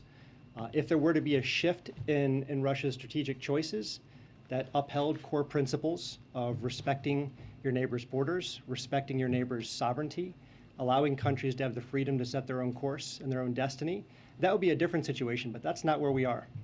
Tyler? You suggested that there's things that still remain on the table, but as you walk through the hypothetical scenarios of trying to keep diplomacy open, you said that they have now crossed the line. But if you're saying there's still more on the table, do you expect things to get worse in the coming days, that Russia will continue to move forward? Is that the intelligence? I know you guys have been quite transparent about the intelligence you have. Are you keeping things back because you think the situation is going to get worse? I think we've been transparent to a remarkable degree. One aspect of that transparency is by saying we can't get into President Putin's head. And so your question requires me to speculate on how he's thinking about next steps, and I simply can't do that. But just in terms of U.S. intelligence and the way that you are planning out the different sanctions you have and keeping things on the table, is that a sense that it will get worse because you want to hold things back? Look, our job is to be prepared and manage risks, all manner of risks. And that's what we've been doing over the past 3 months as this crisis intensified. We'll continue doing that. Last one from Steve. Go These ahead. sanctions Just to follow don't up, affect follow up ordinary from people in Franco. Russia. The targeting the Russian energy industry is totally off the table. Is that what you're saying, Dilip? What I'm saying is that our measures were not designed to disrupt in any way the current flow of energy from Russia to the world. Now, we have also said we are going to cut off Russia's access to cutting-edge technology. That technology can be used across many sectors. And so as it relates to Russia's long-term productive capacity, we are seeking to degrade that capacity, but nothing in the short term as it relates to energy. Thank you so much, really. Thank you for Thank you. joining Thank us. you, Jen. Appreciate Thank it. you. Okay, I know it's late, but we will get to as many people as possible. I just wanted to note a couple of things at the top for all of you. One, USAID put out an announcement that they've deployed a DART, or Disaster Assistance Response Team, to respond to humanitarian needs in Ukraine. This DART team, which is currently based in Poland, is working closely with European allies and partners who will be on the front lines of the response. The team will lead the U.S. government's humanitarian response to help address critical needs caused by Russia's invasion of Ukraine. The DART comprises 17 disaster experts from USAID who are assessing the situation, identifying priority needs to scale up assistance inside Ukraine, and working with partners to provide rapidly needed assistance to communities affected by the conflict. I know a number of you have also asked me, and we've tried to provide as much detail as possible about how the president has spent his time over the last period since last evening. I think we put out a few details, but just to reiterate for all of you, he closely monitored the events on the ground from both the Oval Office and then back in the residence over the course of last evening. We put out a few details last night, including the fact that he spoke repeatedly with his national security advisor, Jake Sullivan. He also spoke with his U.S. UN ambassador, Linda Thomas-Greenfield, before she gave that powerful speech at the UN last night. He received a briefing from Secretary Austin, Chairman Milley, Secretary Blinken, and his national security advisor around 11 p.m. approximately last evening as well. And as you know, he also spoke with President Zelensky. He continued to monitor closely into the wee hours last night. This morning, as you all know, he met for just about an hour with his national security team, which included both a full table in the room and full members from the cabinet, from the national security team on the screen. During that meeting, as is standard, he received an update from, of course, Defense, Intel, his diplomatic team about the status on the ground, and he has, of course, remained closely engaged with them through the course of the day. As you know, he also had a G7 meeting that lasted a couple of hours this morning, and he also spent an hour this afternoon on the phone with the leaders in Congress, Democratic and Republican leaders in Congress, briefing them on the situation on a secure call, briefing them on the situation on the ground, answering questions they had as well. So that has been his day to date, and he is continuing, of course, to focus on other priorities as president. But why don't we go to you, Zeke? Thanks, Jen. Just picking up on that, has the president made any additional foreign leader calls today? Has he spoken to President Zelensky since their call last evening? There's not been another call to President Zelensky. I expect, as you have seen over the past several days, he will continue to have calls with leaders. We will keep you abreast as those happen. And with the U.S. government saying that it believes that the Russian objective right now is to decapitate the Ukrainian government, does the U.S. believe that President Zelensky at this moment is safe? We're not going to get into security questions, but we are in touch with President Zelensky, and we are working to provide him a range of support. And President Zelensky, in addition to calling for the West to cut Russia off from SWIFT, also proposed or called for, demanded, I think was the word he used in a tweet, that the U.S. And its allies impose a no-fly zone over Ukraine. I know the president has said that he won't put U.S. boots on the ground in Ukraine to fight Russia. Is Ukrainian airspace in play? Is that something that is subject of any discussions? We've certainly seen his tweet or his request via tweet, but I don't have an update on that request. Is that's not off the table? The no-fly zone is not off the table. Again, I don't have any update on this point in time or status of the discussions. Go ahead. Thanks. Just a follow-up on troops fast and a few cyber questions. Sure. Do you expect NATO to call up a major response force, and how many U.S. troops could be called to help in that effort? That's really up to NATO. As you know, we have a number of troops, thousands of troops that are on call, but that is a decision to made by the NATO alliance. And the president said, if Putin pursues cyber attacks against our companies, our critical infrastructure, we are prepared to respond. So just clarifying, does that first mean that there has not been any evidence of any cyber attack from Russia against any American companies at this point? Not that we have identified or attributed at this point in time. And can you explain? I mean, aside from past ones that you're fully tracking. Yeah, I guess I mean in the last 24 hours. I understand.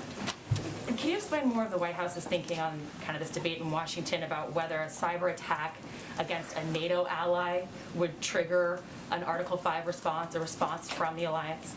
Well, that again is up to the NATO alliance to determine, but obviously a cyber attack does constitute an attack, so that would certainly be a point of discussion among the NATO members. Okay, Okay, one more really fast. On the USAID disaster Yeah. response you just mentioned, a 17-person team, is that enough? I mean, we're talking about, we've heard you guys talk about the potential of hundreds of thousands You're of refugees. absolutely right, and I think that's an important point. But what we're trying to do here is provide any incremental update on the status of what our work is.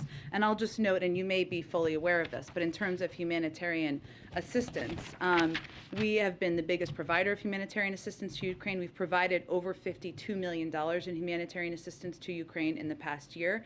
Over the past few weeks, we've committed additional funding and supplies to humanitarian organizations. There's been a specific need and therefore a focus on support services, food, clean water, hygiene, shelter, trauma, primary health care, and we're prepared to certainly provide a significant amount more. So this is just one step, obviously less than 24 hours after the events of last night, and we will continue to plus up from here. Go ahead. Jen, there are a number of protests within Russia itself. Are you monitoring this? What's your message to them? Well, there certainly are, and I know with everything going on, this may not have caught everybody's attention, but let me just note that, today we're seeing Russian people in the streets, open letters from leading Russian journalists and cultural figures denouncing President Putin's war of choice, and reports of Russian mothers concerned about the reckless deployment of their sons to this fratricidal war. I think it's important to remember back in 2014 when they didn't even acknowledge that they were sending Russian soldiers. They didn't even acknowledge when there were body bags coming back from Ukraine into Russia. And there is an outcry in the streets by Russian people, by more Russian people than I think many would expect. So despite Putin's crackdown at home, dissenting views remain. And I think that's important to note. To publicly protest against President Putin and his war is a deeply courageous act. Their actions show the world that despite the Kremlin's propaganda, there are Russian people who profoundly disagree with what he is doing in Ukraine. One more. Speaker Pelosi's talking about sending $600 million in lethal aid to Ukraine. Is this something you support? We are in conversations with Congress, and I mentioned the president spoke with leaders just earlier this afternoon. I don't have an exact number, but those are ongoing conversations about what needs the Ukrainians have on the ground in a variety of categories: security, humanitarian, other economic assistance. Go ahead. Does the U.S. have any analysis to indicate that there is dissent or division within Putin's government, or is it your understanding that Putin's government is united in this war? It's an interesting question, and Jamie, without getting into intelligence, which obviously we look at, I mentioned obviously Russians protesting in the streets. That's not exactly what you asked about, but if you watched the meeting the President Putin had with members of his national security team the other day, it was quite striking, the back and forth he had with his intel chief in that meeting. The analysis of that certainly can be done in an open source manner, given it was quite public, but I will leave outside analysis to give further assessment of that. And as you know, we are seeing Ukrainians start to flee the country. Yeah. Is the U.S. prepared to accept Ukrainian refugees? We are, but we certainly expect that most, if not the majority, will want to go to Europe in neighboring countries. So we are also working with European countries on what the needs are, where there is capacity. Poland, for example, where we are seeing an increasing flow of refugees over the last 24 hours, or flow of individuals, I should say, out of Ukraine, what their needs are, and we've been talking and engaging with Europeans about that for some time now. Well, part of what you're doing is to prepare for the United States to accept. The president is certainly prepared for that, but I would just note that because there are a number of European countries neighboring Ukraine who have expressed an openness to it, we would anticipate many of them would want to go to European countries. And just one more quick question.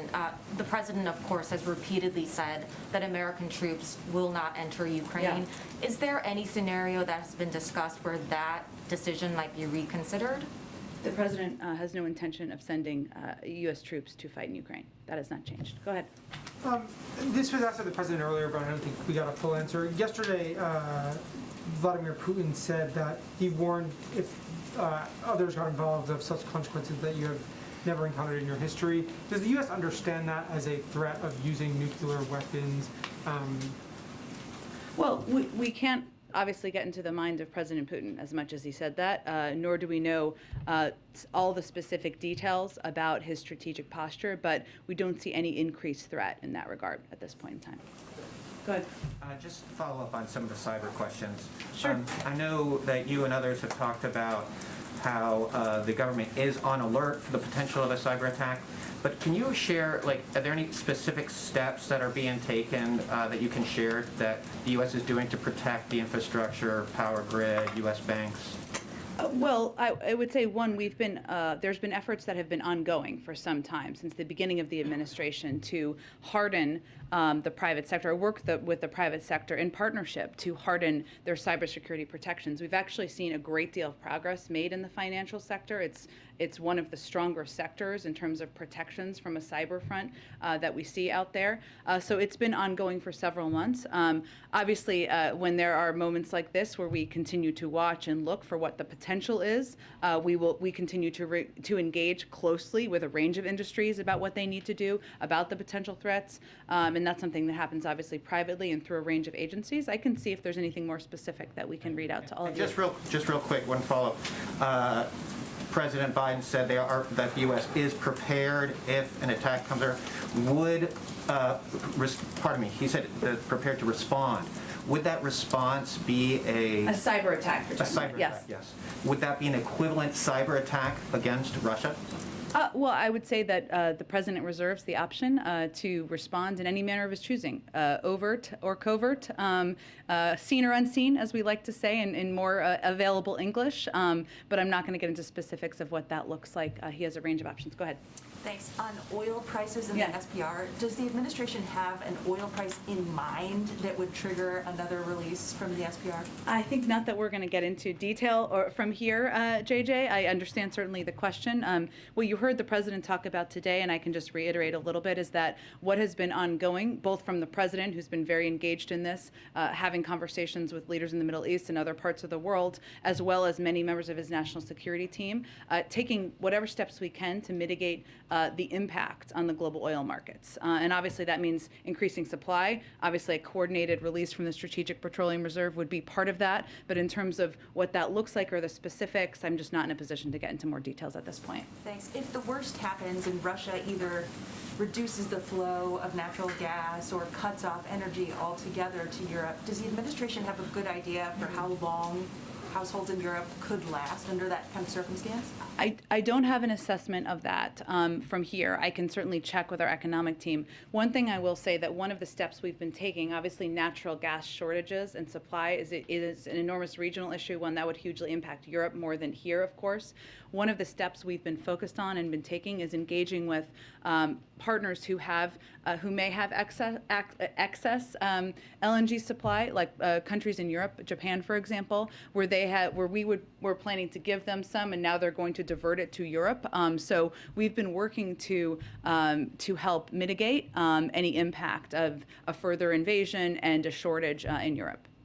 Go ahead. Some of the activity that we've seen today in Ukraine, some of the clashes have been in and around Chernobyl. Does the United States have an assessment of the risk of a radioactive release? So I do have one actual update on that as well. There was also a report out, so let me speak to this first just so I don't forget, about hostages around there as well. So let me speak to that first. We are outraged by credible reports that Russian soldiers are currently holding the staff of the Chernobyl facilities hostage. This unlawful and dangerous hostage-taking, which could upend the routine civil service efforts required to maintain and protect the nuclear waste facilities, is obviously incredibly alarming and greatly concerning. We condemn it and we request their release. In terms of a further assessment, I don't have anything more on that from here. You gave a readout of how the president spent the past 24 hours or so. First, I wanted to ask about his call with President Zelensky. Did he indicate if he was still in Kyiv? Did he identify his location at this point?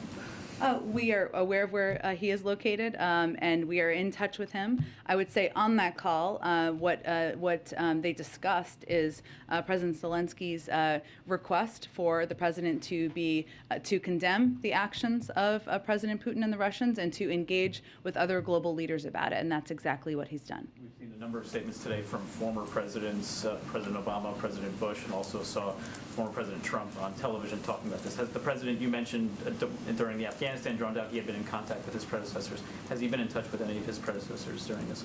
He has not been today. And then in terms of another domestic priority that was potentially included in his meetings today, given the situation, his time and focus and attention on the Supreme Court, on Ukraine, will this affect the timing of his Supreme Court announcement? We are still on track to make an announcement before the end of the month. We have to do a lot of things around here at the same time. Go ahead. Just to follow up on the cyber attacks and Article 5 question, I know you said that it's up to NATO to decide, but from a U.S. perspective, would any cyber attack against a NATO ally trigger Article 5, or would there be a measure for what counts? Again, this is a conversation we would have with our NATO allies and partners. I don't have more anything in addition to add to it. And just to follow up on the Supreme Court, I know you said you're on track, but has he made a final decision given there are basically 2 days left for the end of the month? Not a final, and no job offer has been made. Go ahead. Thanks. Just a couple. Are there any concerns or indications at this point that Russia had prepared for the sanctions that you're putting in place and kind of developed preemptively ways to blunt that impact? Well, it's an interesting question, and some of it is hard because it's hard to get into the minds of President Putin and the oligarchs around him. One of the steps we tried to take is to, as we were contemplating the individuals we were going to sanction, we sanctioned family members as well, because what we've seen the tactics they've used in the past is they've moved money around and resources around to family members, and we tried to address that on the front end.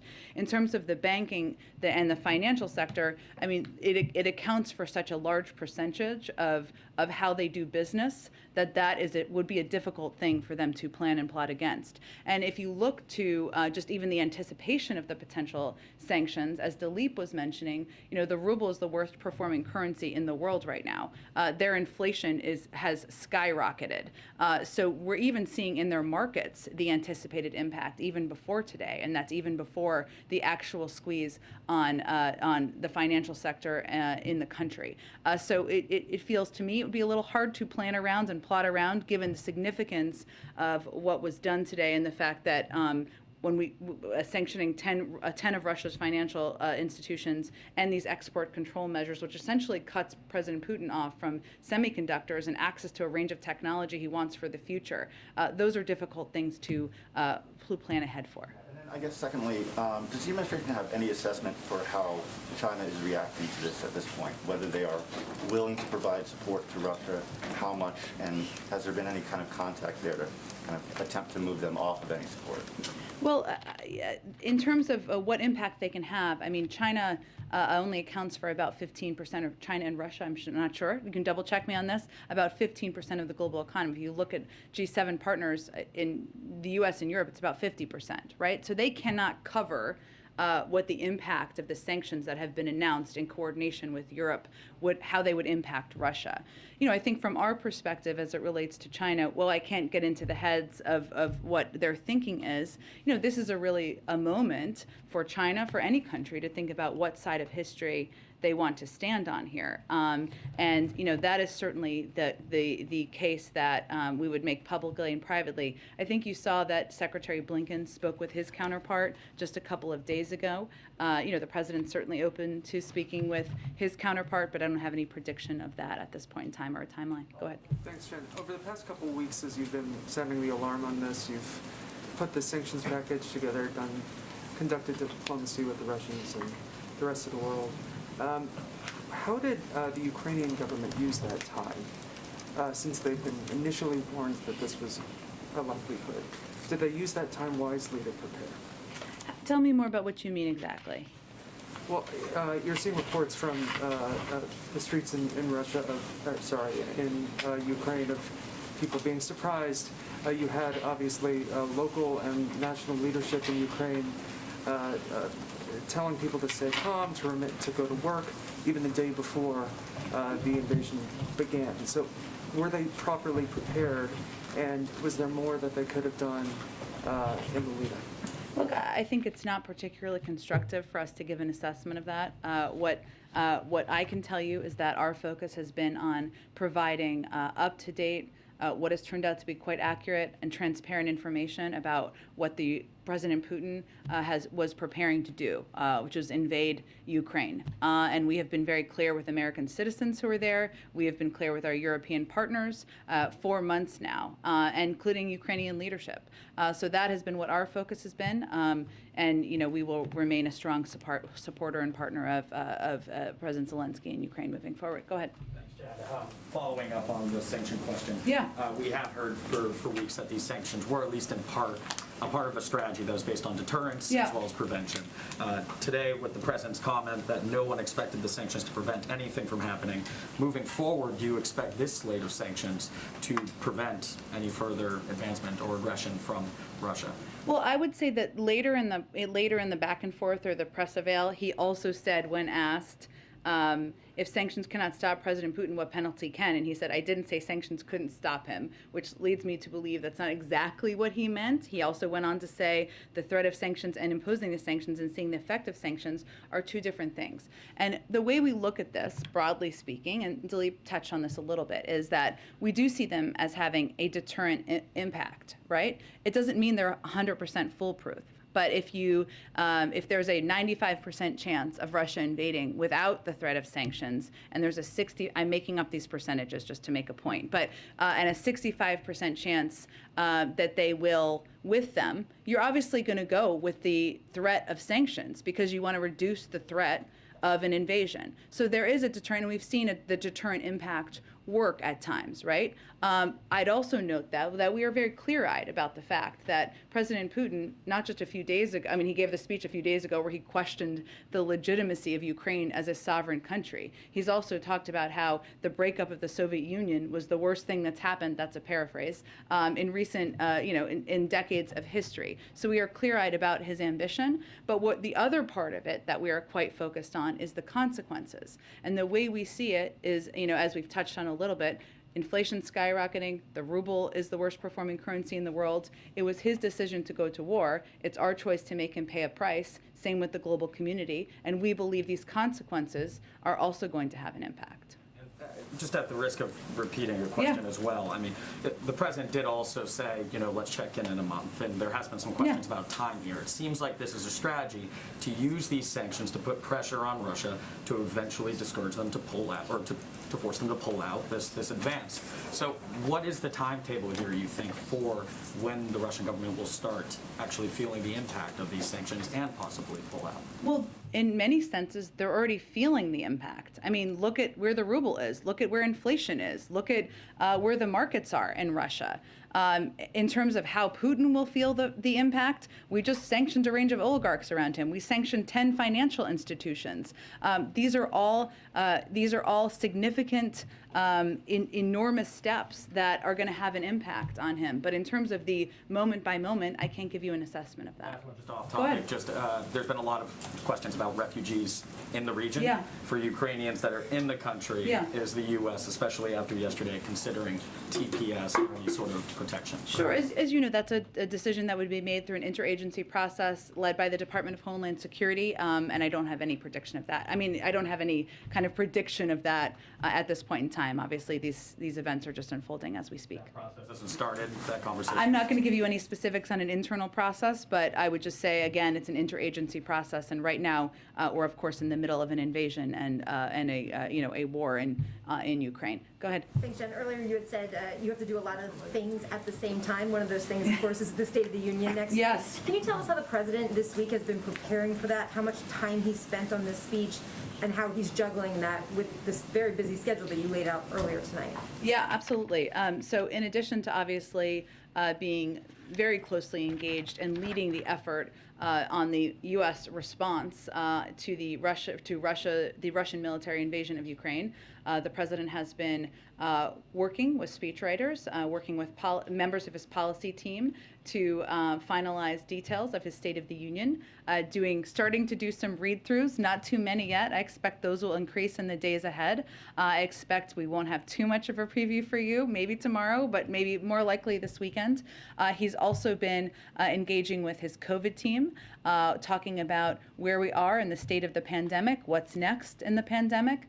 He's been working closely with his economic team on and receiving updates on the supply chain, the implementation of the infrastructure bill. So even as we have all been understandably focused on the conflict in Ukraine, the president has been very hard at work on a range of issues that are vital to the American people. You touched on my follow-up. ABC is reporting that the White House is revamping the COVID strategy now that hospitalizations are on the decline. Should we expect the president to roll that out in the speech next Tuesday? I don't have any preview for you on timeline or format, but the president has been working and engaged with his COVID team for some time now, and we're making strong progress on moving toward a time when COVID is no longer a crisis. The COVID team has been spending a lot of time and energy, including with the president, working with experts inside and outside government, local public health officials and governors, and this work is broader than one piece of guidance. How we look at it is we're preparing to stay ahead of the virus, protecting our most vulnerable, keeping our country open, and that is going to look at everything from the CDC's obviously reviewing mask guidance, but also how we're going to ensure that vaccines, boosters, tests, treatments, and other important components of our medicine cabinet are available to the American people. Go ahead. Thanks, Jen. I had a couple of questions. Sure. And then I'll go to you next. Go ahead. Thanks. I had a couple of questions. First, a follow-up about some of the humanitarian needs you've been talking about. Sure. You've talked about how much money and supplies are going to be going, but how are you going to ensure that those supplies get to the Ukraine? Yeah. Is there going to be some sort of airdrop? And would the president consider putting U.S. boots on the ground for humanitarian needs to make sure they get to the people that need them? Well, we do have, fortunately or unfortunately, a fair amount of experience on providing humanitarian assistance in conflict zones, and we typically work, and USAID specifically has a great deal of experience with that, working with trusted third-party entities, obviously the government, which remains in power. So there's a range of ways that we would provide assistance. In terms of other mechanisms, I don't have anything to predict for you at this point in time. And then another question for you, and this has been happening while you've been up at the podium. Okay. So I'm not trying to ambush you, but Sure. I wanted to give you a chance to respond. Senator Ted Cruz is speaking at CPAC, and you came up. He called you "quote unquote" Peppermint Patty and has encouraged people to boo you. So I wanted to. Don't tell him I like Peppermint Patty. So I'm not going to take it too offensively. Senator Cruz, I like Peppermint Patty. I'm a little tougher than that, but there you go. Go ahead. Hi, yeah, so back to the president's comments earlier today. So he did say to give it a month to see if these sanctions work. Yeah. However, under Russia's current assault, Ukraine clearly might not have a month or even weeks. So is it fair to say that he is conceding Ukraine to Putin? There's nothing about the president's strategy or approach or leadership in the world, building a coalition of the majority of countries, in the Western world, to stand against the actions of President Putin that suggests that he is ceding anything. You saw him lay out a set of historic sanctions today that will maximize pain on Russia. Yes, as we've conveyed, they're meant to have a squeeze over the course of time, but we're already seeing an impact on the financial markets, on the currency, on inflation in Russia, and there are unfortunately the Russian people are going to feel the pain of that. So I would say the president is going to continue, as he has for weeks now, to work in close lockstep with European partners to continue to press from the global community for de-escalation as it relates to the events in Ukraine. Go ahead. Thank you, Jen. If President Zelensky is in danger of being killed or captured and put on some sort of a show trial, would President Biden send U.S. troops in on a rescue mission to get him out?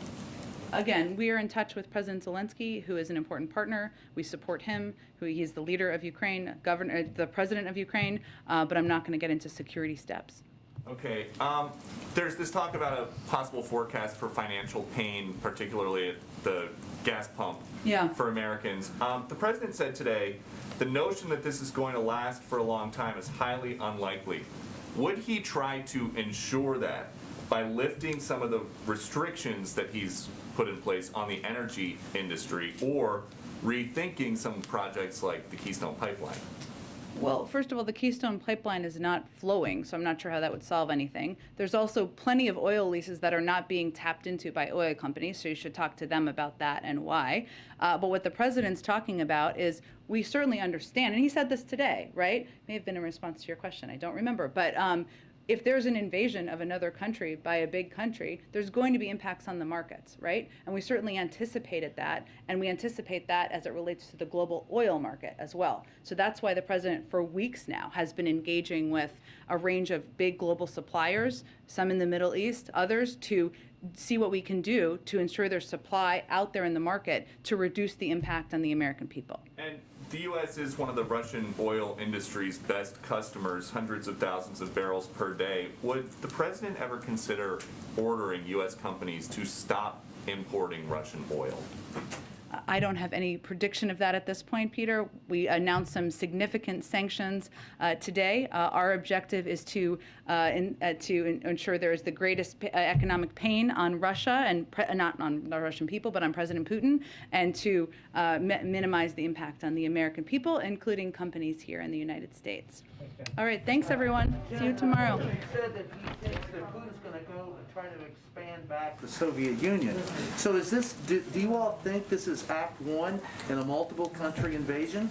Well, I'm not going to make a prediction of that, but we certainly think he has grander ambitions in Ukraine. To clarify that same point, does he believe that President Putin is going to absorb Ukraine into Russia?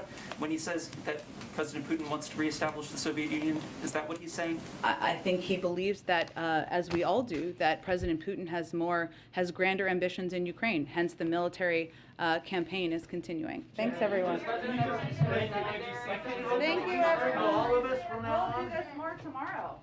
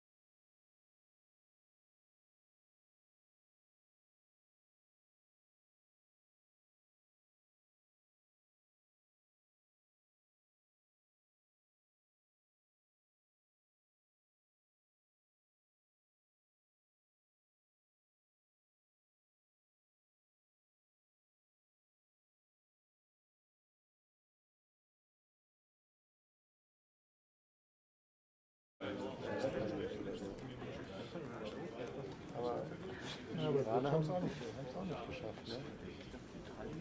Das ist ja im Prinzip stehen geblieben.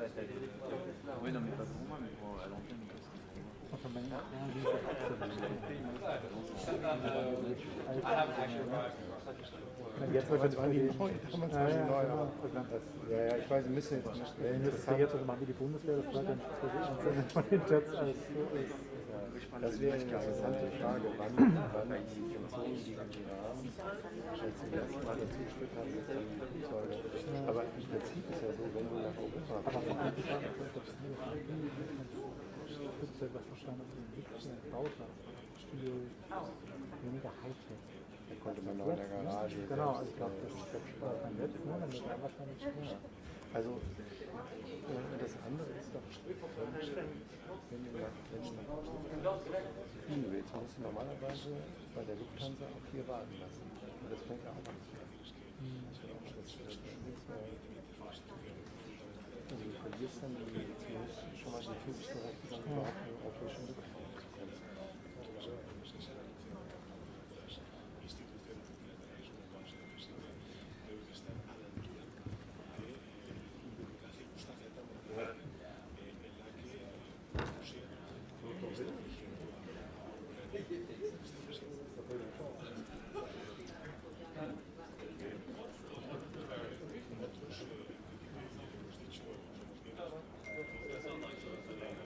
Ja, genau. Die Sachen ein bisschen Hydraulik und solche Sachen.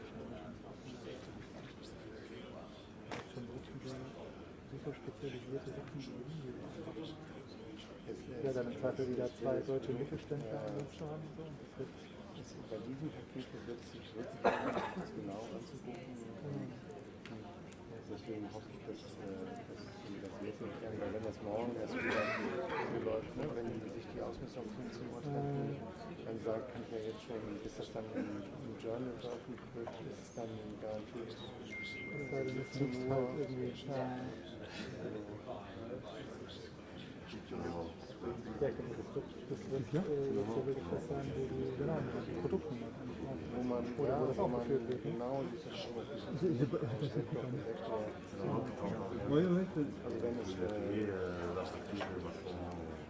Ça va alors. Das ist ja doch dazu führen, dass man nicht mal jetzt die Sanktionen sagt man immer so für 2%, 2, maximal 3% Bruttoinlandsprodukt. Das wäre deutlich größer.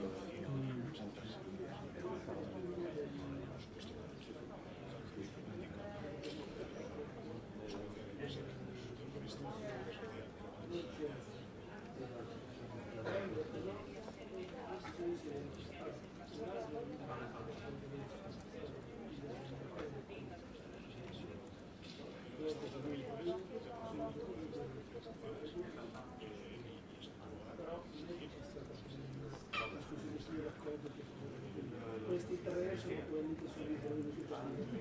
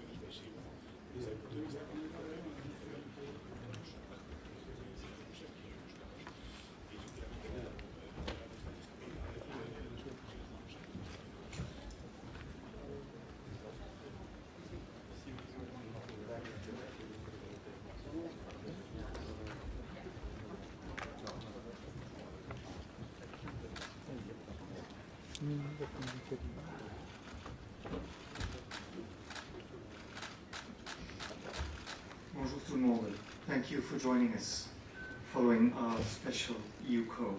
Welcome to the press conference. J'invite le président du Conseil européen à prendre la parole. Bonsoir à chacune et chacun. Nous avons eu ce soir un débat long, un débat substantiel, un débat grave également parce que nous sommes réveillés ce matin sur le continent européen avec un monde différent. Un monde dans lequel l'ordre fondé sur des règles est ébranlé, est agressé de manière extrêmement douloureuse. C'était l'occasion pour nous d'affirmer la condamnation ferme de cette agression militaire, de cette guerre qui a été déclenchée en abusant et en usant de faux prétextes et de mauvaises excuses. Nous avons aussi eu l'occasion, une fois encore, d'affirmer l'unité de l'Union européenne, l'unité des États membres, l'unité avec nos partenaires, avec nos alliés, avec nos amis partout dans le monde, pour défendre la loi internationale, pour défendre cet ordre fondé sur des règles qui offre le plus de garanties pour la paix, pour la sécurité et pour la stabilité. Le deuxième point, c'est la décision politique qui a été prise d'enclencher un paquet additionnel de sanctions massives et de sanctions douloureuses à l'égard du régime russe. Nous avons eu l'occasion, avec l'ensemble des collègues, de réaffirmer cette fermeté, et cela en lien avec nos partenaires, avec les alliés. Il appartiendra au Conseil de l'Union de mettre en œuvre juridiquement les orientations politiques qui ont été arrêtées ce soir. Nous avons aussi évoqué la question du support pour le peuple ukrainien, pour l'Ukraine, la manière de mobiliser à la fois des capacités de financement, du soutien humanitaire. Nous avons aussi eu l'occasion d'entendre une adresse par le président ukrainien à l'occasion de ce Conseil européen. Ça a été un moment de gravité, un moment de dignité, un moment de sang-froid également, où avec beaucoup de franchise, il nous a fait part du message qu'il voulait nous adresser dans les circonstances extrêmement difficiles et douloureuses que l'on connaît actuellement en Ukraine.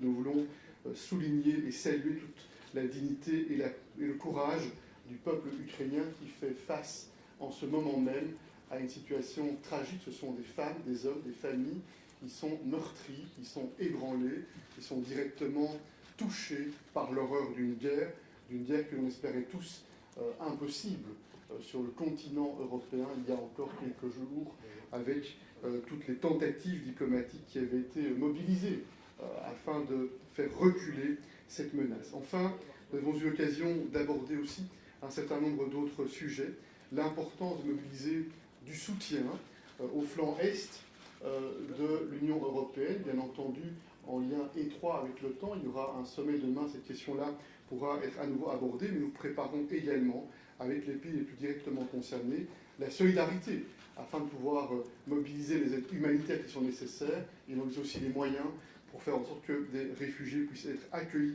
de manière digne et de manière convenable. Enfin, cette situation montre également à quel point le débat qui a été ouvert depuis quelques années maintenant, sur cette ambition de développer une Europe qui soit davantage orientée sur une souveraineté ou une autonomie stratégique, prend sa pleine dimension lorsque nous sommes confrontés à ce à quoi nous assistons aujourd'hui. Deux exemples, je veux illustrer la nécessité d'être engagé sur le terrain de l'énergie pour réduire nos dépendances, pour réduire nos capacités d'indépendance stratégique dans ce domaine-là. Nous avons d'ailleurs l'intention, c'était une orientation qui a été prise depuis quelques temps, d'avoir un débat approfondi au mois de mars au Conseil européen qui aura lieu à Bruxelles sur ce sujet, sur base de propositions qui sont établies par la Commission européenne. Ce point a évidemment été abordé ce soir. Et puis l'importance de continuer à agir pour renforcer les capacités de sécurité, les capacités de défense. Bien entendu, l'OTAN est la pierre angulaire de notre sécurité. Nous pensons que des alliances fortes sont fondées sur des alliés forts, solides, et c'est aussi le sens de l'ambition que nous avons. Enfin, un dernier point, la question de l'engagement international. Nous voyons bien qu'il est important de mobiliser la communauté internationale, de mobiliser tous les pays dans le monde qui croient à un ordre fondé sur des règles, qui croient à la loi internationale, qui croient à la Charte des Nations Unies pour garantir la stabilité, la sécurité et le respect les uns des autres. Et c'est en cela que nous entendons bien être aussi extrêmement engagés pour tenter de progresser afin que l'on puisse veiller à ce que la communauté internationale soit ferme, soit debout, soit mobilisée pour défendre ces principes qui sont des principes extrêmement essentiels à nos yeux. Donc voilà quelques-uns des éléments que je voulais partager avec vous. C'est un Conseil européen qui n'était pas un Conseil européen anodin, ce n'était pas une réunion banale, c'était une réunion où nous mesurions bien la gravité, la conscience de vivre un moment qui peut-être représente un tournant et pour lequel il appartiendra à notre génération, en Europe, avec nos partenaires partout dans le monde, de faire les bons choix, les choix judicieux, de faire preuve de courage à court terme, mais aussi à moyen et à long terme. Merci, Monsieur le Président. Madam President, you have the floor. Thank you. Today's events are a watershed moment for Europe. Bombs are falling on innocent women, men and children. They fear for their lives and many are dying. And all of this happens in 2022, in the very heart of Europe. President Putin chose to bring back war to Europe. This is a fully fledged invasion in Ukraine. And this fundamentally puts into question our peace order. But today I also say the European Union stands united. Tonight, European leaders were fully aligned in condemning the atrocious and unprovoked attacks. Now we have to meet the moment. We will hold the Kremlin accountable. The package of massive and targeted sanctions European leaders approved tonight clearly demonstrates that. It will have maximum impact on the Russian economy and the political elite, and it is built of 5 pillars. The first is the financial sector. The third is the transport sector. Fourth are export controls and the ban of export financing. And finally, visa policy. Let me highlight some of the most important points. First, this package includes financial sanctions that cut Russia's access to the most important capital markets. We're now targeting 70% of the Russian banking market, but also key state-owned companies, including the field of defense. And these sanctions will increase Russia's borrowing costs, raise inflation, and gradually erode Russia's industrial base. We are also targeting the Russian elite by curbing their deposits so that they cannot hide their money anymore in safe havens in Europe. The second main pillar targets the energy sector, a key economic area which especially benefits the Russian state. Our export ban will hit the oil by making it impossible for Russia to upgrade its oil refineries, which gave actually Russia export revenues of 24 billion euros in 2019. The third topic is the that we ban the sale of all aircraft spare parts and equipment to Russian airlines. This will degrade the key sector of Russia's economy and the country's connectivity. 3/4 of Russia's current commercial air fleets were built in the European Union, the US, and Canada, and therefore they are massively depending on that. The fourth point is we are limiting Russia's access to crucial technology. We will hit Russia's access to important technologies it needs to build a prosperous future, such as semiconductors or cutting-edge technologies. And finally, on visas, diplomats and related groups and business people will no longer have privileged access to the European Union. As always, these measures are closely coordinated with our partners and allies. These are, of course, the United States, the United Kingdom, Canada, and Norway, but now also joined by South Korea, Japan, or, for example, Australia. Our unity is our strength. The Kremlin knows this, and it has tried its best to divide us, but it has utterly failed. It has achieved exactly the opposite. We are more than ever united, and we are determined. And to conclude, let me stress that these events indeed mark the beginning of a new era. we must be very clear in our analysis. Putin is trying to subjugate a friendly European country, and he's trying to redraw the maps of Europe by force. He must and he will fail. Thank you. Thank you, Madam President. Merci beaucoup. Bonsoir, Mesdames, Messieurs.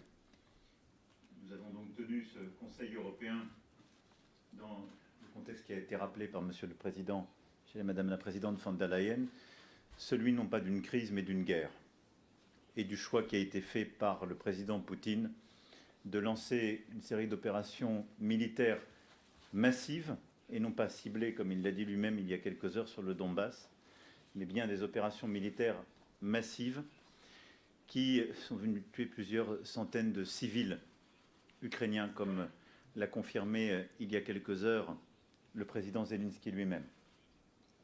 Face à cette situation de guerre, nous devons en tirer toutes les conclusions.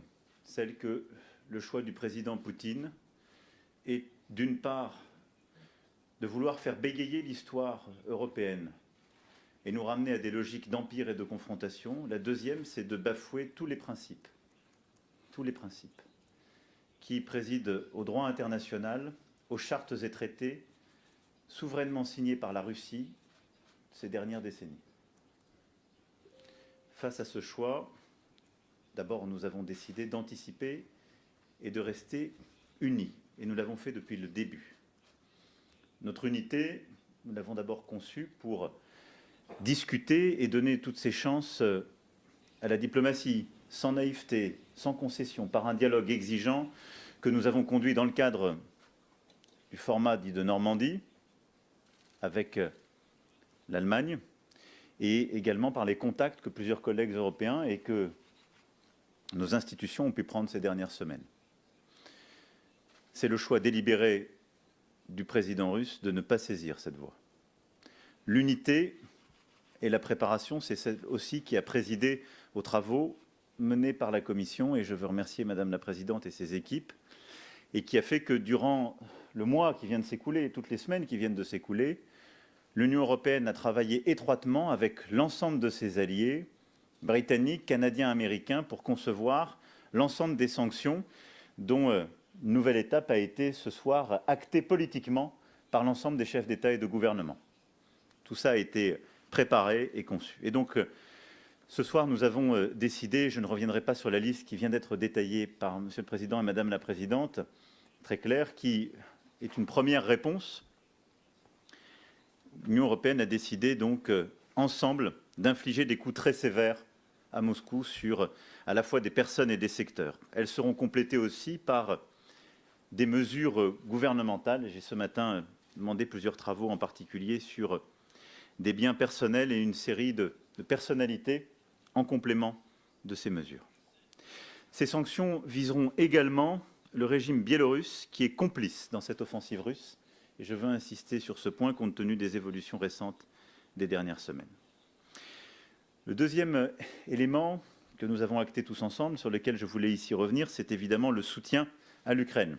Une aide économique sans précédent à l'Ukraine a été actée avec l'adoption d'un paquet d'aides macrofinancières de 1,2 milliard d'euros.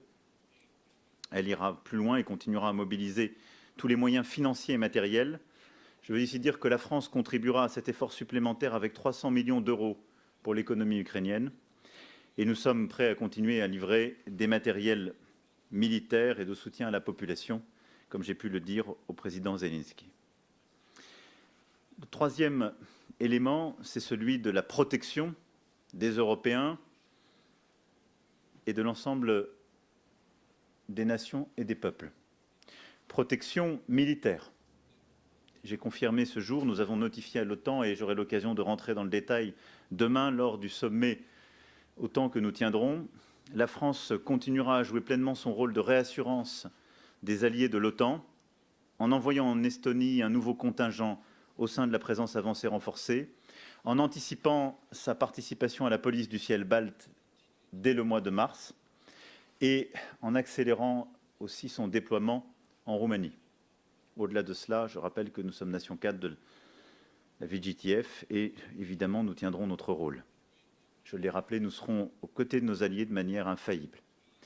Protection économique aussi, avec l'adoption rapide de mesures pour faire face à cette crise d'une exceptionnelle gravité, en particulier s'agissant des prix de l'énergie, pour que les citoyens européens et nos entreprises soient pleinement protégés. Et puis protection de notre démocratie, de nos opinions publiques, dans le contexte qui vient d'être rappelé, avec des initiatives supplémentaires que nous prendrons en matière de cyber, en matière de lutte contre la désinformation qui est en train d'être propagée sur les réseaux sociaux et par plusieurs relais de propagande russe sur le sol européen. Enfin, pour conclure, je rejoindrai ce que le président Michel, que je remercie aussi pour l'ensemble des initiatives qu'il a coordonnées prises ces derniers jours et ces dernières semaines, et ce que la présidente von der Leyen a pu dire. Nous avons là, je crois, pleinement démontré la nécessité pour notre Europe d'accélérer son agenda de souveraineté.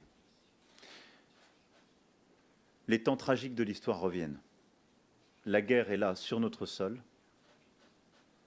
Et donc, si besoin était d'avoir la démonstration que l'Europe n'est pas simplement un marché de consommateurs, mais bien une puissance qui doit penser son indépendance énergétique, sa transition climatique par elle-même, qui doit penser une Europe de la défense capable de protéger ses frontières, ses citoyens et de se projeter vers ses alliés, entre autres choses, et évidemment aussi une souveraineté technologique.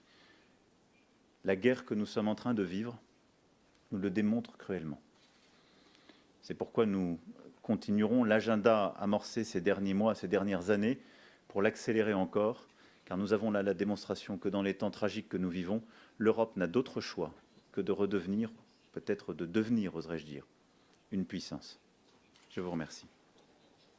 Merci, Monsieur le Président. We'll take a few questions here in the room. Irini, you're first. Please go to the stand. Irine Zarkadou, la télévision publique grecque et agence de presse grecque. Je voudrais vous demander si vous vous sentez trahi par Vladimir Poutine parce qu'il n'a pas gardé ses promesses. Il a commencé une guerre, et si vous êtes encore en faveur d'un dialogue, et sur quelles conditions, s'il vous plaît. Merci.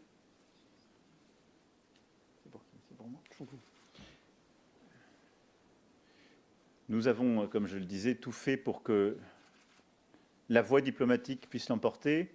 Et je rappelle que sur la question ukrainienne, les accords de Minsk prévalaient, étaient le cadre agréé par toutes les parties, et le format de Normandie, celui qui faisait autorité et légitimité.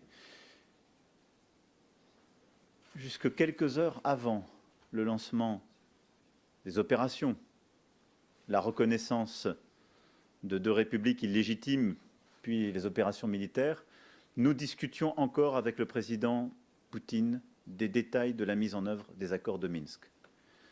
Donc oui, il y a eu duplicité, oui, il y a eu un choix délibéré, conscient du président Poutine, de lancer la guerre quand nous pouvions encore négocier la paix.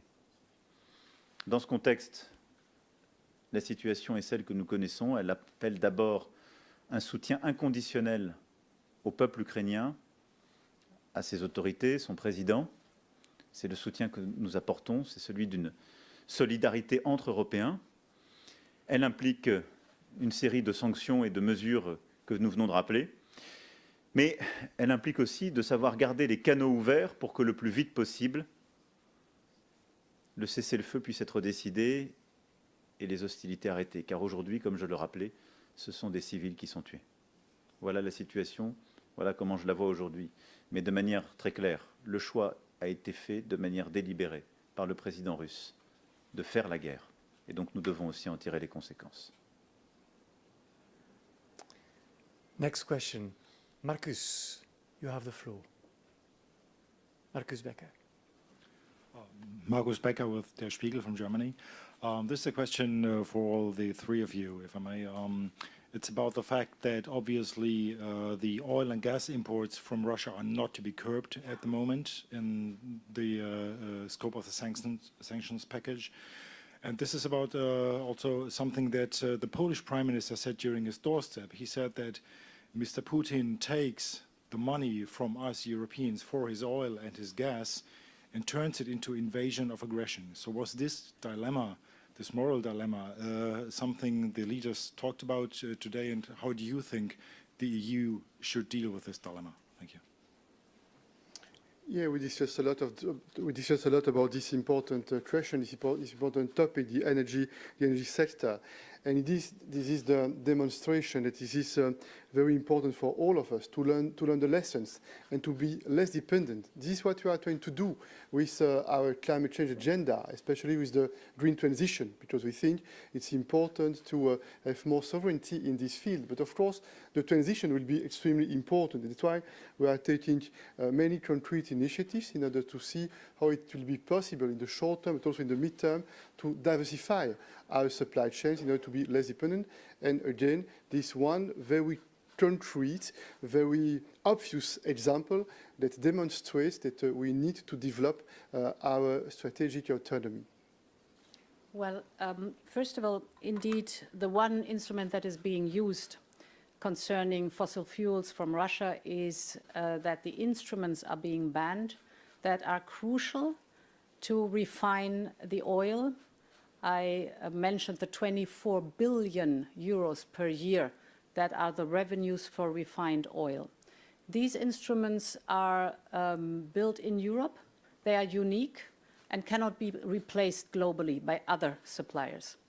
So we will see that over time there will be a depletion of revenues from the refined oil. No chance anymore for Russia to refine oil and then sell it.